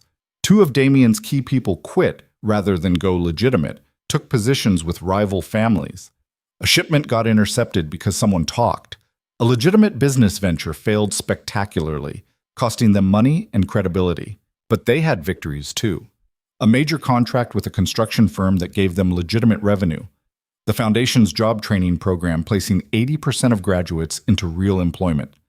Raphael himself visiting the Foundation, seeing the work firsthand, asking questions that suggested genuine interest rather than just surveillance. 4 months into the trial period, Elena was working late at the Foundation when Damien showed up unannounced. Come with me, he said. I want to show you something. They drove into the city, through neighborhoods Elena recognized from her old life. The parts of town where she'd struggled and survived before accidentally walking into Damien's world. He pulled up outside a building that had been abandoned for years, now showing signs of renovation. What is this? Elena asked. The next phase. If the Foundation model works, and it is working, we replicate it. 5 more locations across the city, each serving different communities. More programs, more reach, more impact. He handed her a folder with architectural plans and budgets. I'm putting you in charge of the expansion, all of it. Elena stared at the plans, feeling the weight of what he was offering. This wasn't just supporting her project anymore. This was making community transformation central to their entire operation, making her vision core to the Empire's new identity. This is a lot of money, she said. A lot of risk. It's also the right thing to do. And it shows Raphael we're serious. That this isn't a temporary performance for his benefit. It's who we're becoming. Damien looked at her in the dim light of the car. You changed me, Elena. Showed me there was another way to live that didn't end in violence and early graves. This is me trying to deserve that chance you gave me. I didn't give you anything. You chose this yourself. You made the choice seem possible. There's a difference. He squeezed her shoulder briefly, awkward with affection but genuine. Build it. Make it undeniable. Show the world that people like us can actually change. Elena built it. Worked 18-hour days for the next 2 months, assembled teams, secured locations, launched programs that expanded the Foundation's reach exponentially. The work was overwhelming and exhilarating, and she'd never felt more purposeful in her life. When the 6-month deadline arrived, Rafael Castellano came to the Foundation's flagship location for a final evaluation. He toured every facility, talked to staff and program participants, reviewed outcomes and financial projections. Damien and Elena presented the full scope of the transformation. Criminal operations phased out, legitimate businesses thriving, community programs creating genuine change. Raphael listened to all of it, asked pointed questions, poked at weak spots in their model. By the time he finished, Elena's nerves were shredded. They stood in her office, the three of them, while Raphael considered his verdict. I came here expecting to find a performance, he said finally. Window dressing on the same criminal operations, just with better PR. But this is real. You've actually done it, transformed a criminal empire into something that could survive scrutiny. It's impressive. Does that mean you're interested in alliance? Damien asked. It means I'm interested in learning and seeing if this model works long term, not just for 6 months when someone's watching. Raphael's expression shifted into something almost respectful. You've earned a real partnership, not just a ceasefire. We maintain our territories, share intelligence about threats, and I start exploring legitimacy for my own operations. Carefully, with your guidance. If anyone can make this work, it's you two. They formalized the agreement that night, and when Raphael left, Elena finally let herself breathe. We did it, she said. You did it, Damien corrected. I just followed your lead. That's not true and you know it. Maybe. But you were the catalyst, the reason any of this became possible. He moved to the window, looked out at a city they were slowly transforming through pure, stubborn refusal to accept that change was impossible. My father's empire is dead. What we're building in its place is ours, yours and mine. Something that won't destroy us the way the old world destroyed him and your mother. Elena joined him out of the window, and they stood there in silence while the Foundation hummed with life below them. Proof that transformation was real even when everyone said it couldn't be. 3 months later, the Foundation held its first major public event, a fundraising gala to support expansion into 2 more cities. Elena had resisted the idea initially, uncomfortable with the spotlight, but Damien insisted it was important, showing the world what they'd built, making it too visible to destroy quietly. The night of the gala, Elena stood in front of her mirror trying to recognize herself. She wore a dress that cost more than her old monthly rent, her hair professionally styled, makeup applied by someone who did this for a living. She looked sophisticated, powerful, nothing like the frightened waitress who'd stumbled into a murder scene months ago. That woman was gone. Elena had become someone new in the crucible of Damien's world, someone who could navigate dangerous conversations, build transformative programs, stand beside her brother as an equal rather than just someone he protected. The transformation felt both natural and impossible. You ready? Damien asked, appearing in her doorway wearing a tuxedo that made him look dangerously elegant. The guests are arriving. As ready as I'll ever be. They descended the grand staircase of the estate together, and Elena felt the weight of eyes on them. Donors, community leaders, politicians who'd started paying attention now that the Foundation was making real impact.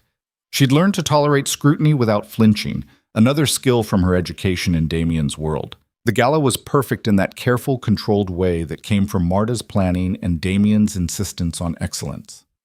Elena worked the room with practiced ease now, talking about programs and outcomes, thanking donors, building relationships that would support the foundation's continued growth. This was her world now, and she'd learned to move through it with confidence. Midway through the evening, Rafael Castellano arrived with his wife, making a very public statement about their alliance. He'd brought a substantial donation check and genuine enthusiasm for the foundation's model, which he was slowly implementing in his own territory. Other families were watching, Rafael said, considering whether transformation was possible for them too. The ripple effect Elena had hoped for was actually happening. As the evening wound down and guests filtered into the gardens for the final reception, Damien found Elena standing alone on a terrace overlooking the grounds. "Successful night," he said, handing her champagne she hadn't asked for but accepted anyway. "You look natural in there, like you were born to this." "I wasn't born to this. I learned it. There's a difference." "Fair point." He was quiet for a moment, then said something that made Elena's breath catch. "I want to do something, and I need your permission first." "What kind of something?" "I want to name the foundation after our mothers, the Sarah and Catherine Crossvale Foundation, for women rebuilding their lives." He looked at her carefully. "Your mother and mine both got destroyed by this world in different ways. Seems right to honor them by building something that helps others escape that fate." Elena's throat went tight. "You're sure? Your mother married into the family. Mine ran from it. They both deserve better than they got. This way they get a legacy that isn't just pain and secrets." His voice roughened slightly. "What do you think? Would your mother have wanted that?" Elena thought about Sarah Cross, who'd spent her life running from the man she'd loved and the brother she'd lost, who'd died broke and tired but had still managed to raise a daughter who believed transformation was possible. "I think she'd be honored and surprised, but mostly honored." "Then it's settled. We announce it next month, make it official." They stood together on the terrace while music drifted from the gala below and the city spread out beyond the estate walls, and Elena felt the strange satisfaction of having built something real from impossible circumstances. The foundation would carry her mother's name now, would honor both their mothers by being what neither woman had access to, a way out, a second chance, proof that the world could be different. 6 months after the gala, Elena stood in her office at the foundation's newest location, reviewing applications for their expanded programming. The work had become her life in the best way, exhausting and meaningful, proof that change could be measured in lives improved and opportunities created. Damien's transformation was complete now, at least the major phase. 90% of his operations were legitimate. The remaining 10% was being carefully phased out, complicated by logistics but happening steadily. Other families had started following his model, slowly, cautiously, testing whether legitimacy could coexist with power. The world hadn't become perfect. Violence still erupted sometimes when negotiations failed. People still got hurt. But the trajectory had changed from inevitable destruction toward possible sustainability, and that felt revolutionary. Marco found her that afternoon with news. "Damien wants you at the estate tonight, says it's important." "What kind of important?" "The good kind, I think, but he wouldn't tell me details." Marco grinned. "Wear something nice. It's apparently formal." Elena arrived at the estate that evening to find it transformed. Lights strung through the gardens, tables set up on the lawn, familiar faces gathered in celebration. She found Damien in the greenhouse, of course the greenhouse, tending to gardenias that were thriving now under their careful attention. "What's all this?" she asked. He turned and she saw something in his expression she'd rarely seen, uncomplicated happiness. "It's been a year. Since the gala, since we formalized the foundation's expansion, since we proved transformation was actually possible. I wanted to mark that, celebrate the people who made it happen." "This is too much." "It's exactly enough." He guided her back toward the gardens where the party was gathering. Marco and Nico put it together, insisted we needed to acknowledge the milestone. They're getting soft in their old age. They're 35.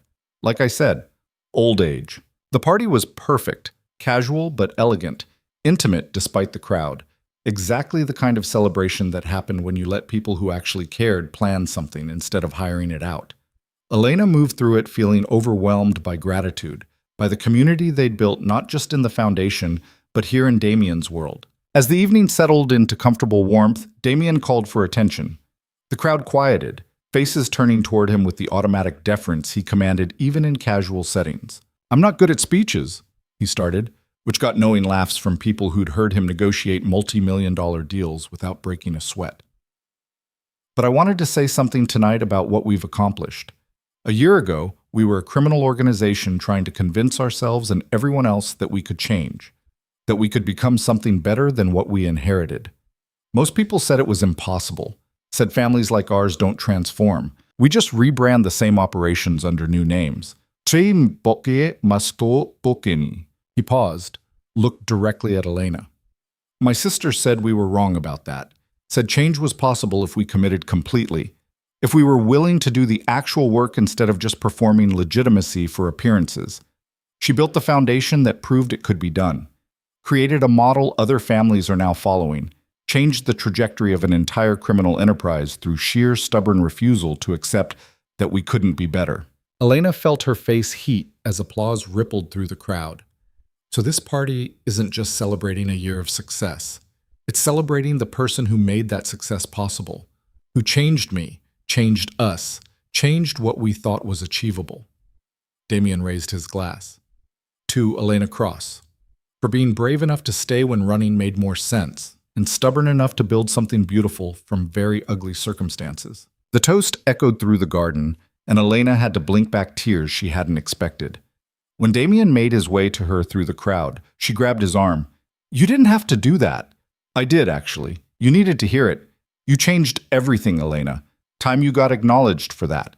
Later, when the party had dispersed into smaller conversations and quieter celebrations, Elena found herself alone in the greenhouse again.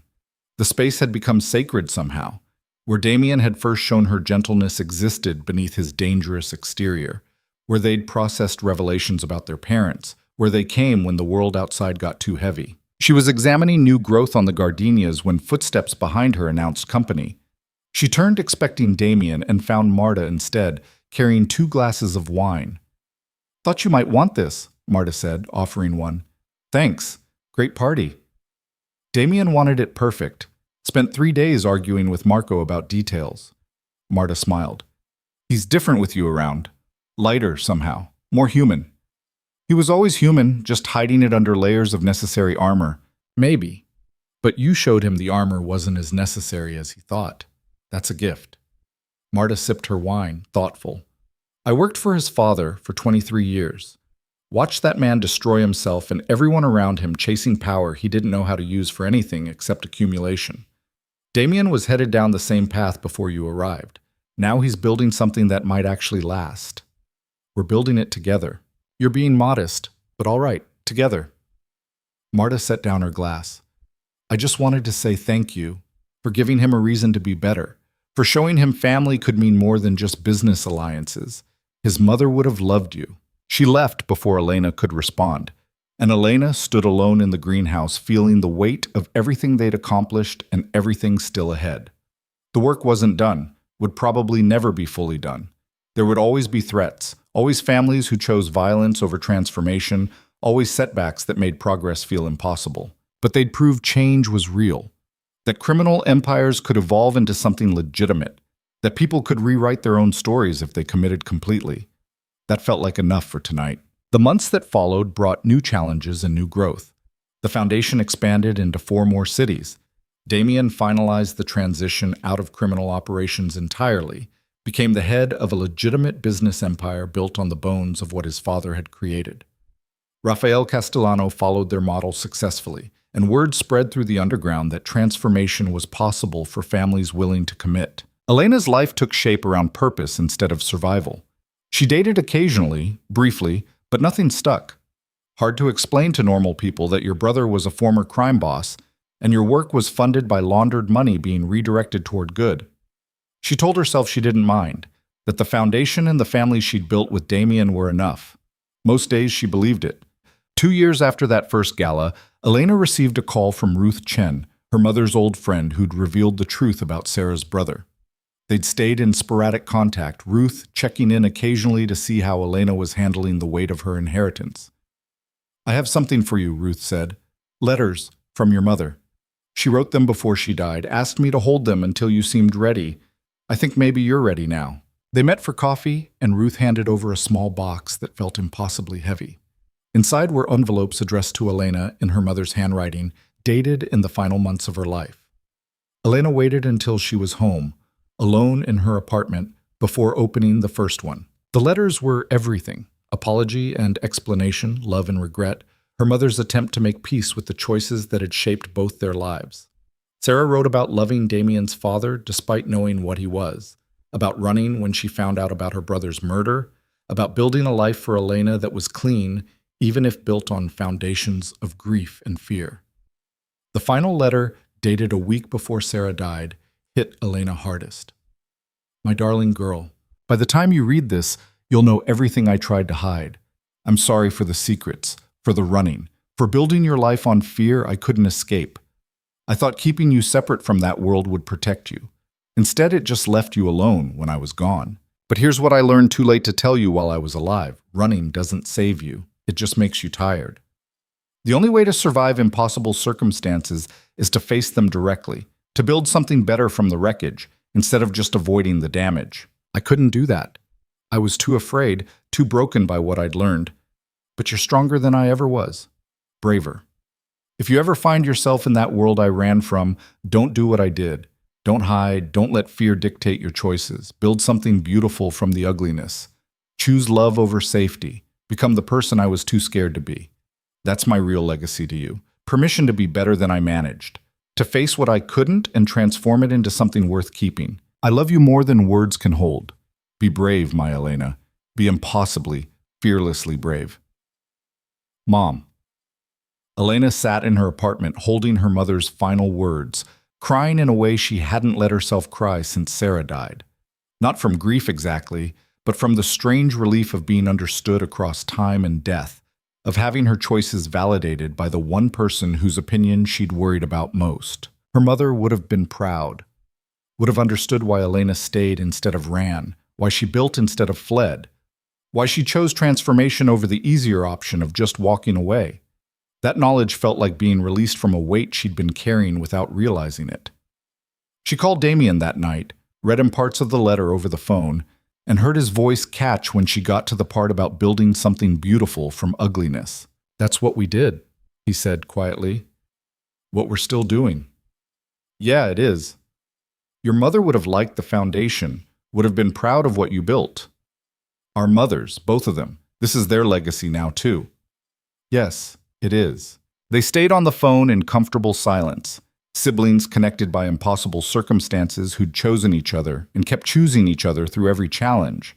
And Elena felt the deep satisfaction of having found her place in a world that should have destroyed her. 5 years after Elena accidentally walked into Damien's private dinner, the Sarah and Catherine Crossvale Foundation held its largest event yet, a gala celebrating their expansion into 15 cities and their model being adopted by community organizations nationwide. What had started as Elena's small project to give back had become a movement, proof that transformation could scale if you committed completely. Elena stood backstage preparing for her speech, and for once, she wasn't nervous. This was her world now. She'd earned it through years of exhausting work and stubborn refusal to quit when things got hard. Damien found her in the quiet. Nervous? He asked. Excited. There's a difference. There is. He straightened his tie, unnecessary since it was already perfect, and Elena recognized the gesture as nervousness. Damien didn't get nervous often. What's wrong? Nothing's wrong. He stopped, started over. I've been thinking about legacy, about what we leave behind when this is all done. The foundation is part of that, the transformation of the family business, all of it. But there's something missing. What? Continuation. Someone to carry this forward when we're gone. He met her eyes. I want to adopt. Give a kid the chance we build for others through the foundation. Make our family actually mean something beyond just blood. Elena felt her breath catch. You're sure? I've never been more sure of anything. This empire my father built, it dies with me unless I give it a different kind of heir. Someone I choose, who I raise to value what we value, to build instead of destroy. He was quiet for a moment. I'd like your help, raising them, being the family they deserve. Of course. Yes. Obviously, yes. He smiled, genuine and warm, and Elena saw glimpses of the person he'd have been if he'd been born into different circumstances. Someone kind, dedicated, capable of enormous love when given permission to express it. They went on stage together, presented the foundation's impact to a room full of people who'd helped make it possible.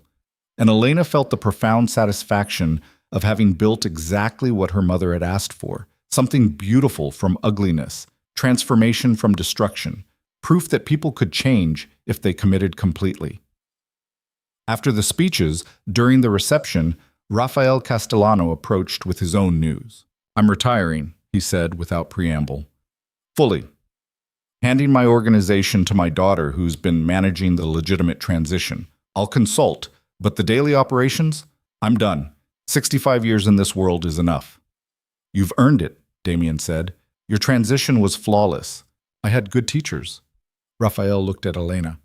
"Your foundation model works. 15 other families have adopted it now, some completely, some partially. The landscape is changing. Another decade and organized crime as we knew it will be history. That's because of what you two built."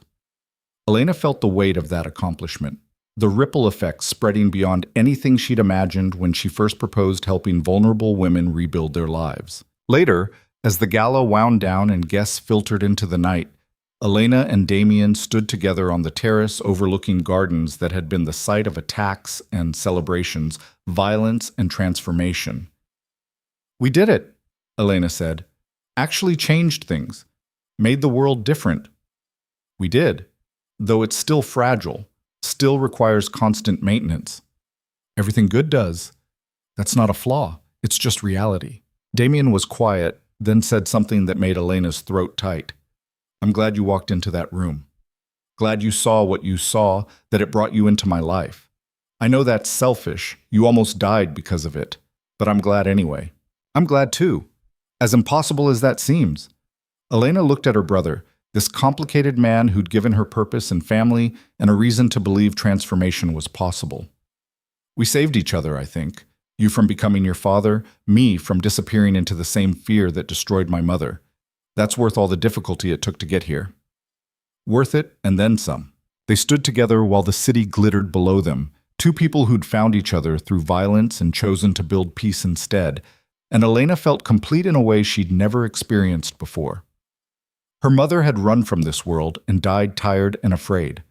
Elena had walked into it accidentally and stayed deliberately, transforming it from the inside through sheer stubborn belief that people could be better than their worst choices. The waitress who'd trembled at a crime boss's command was gone.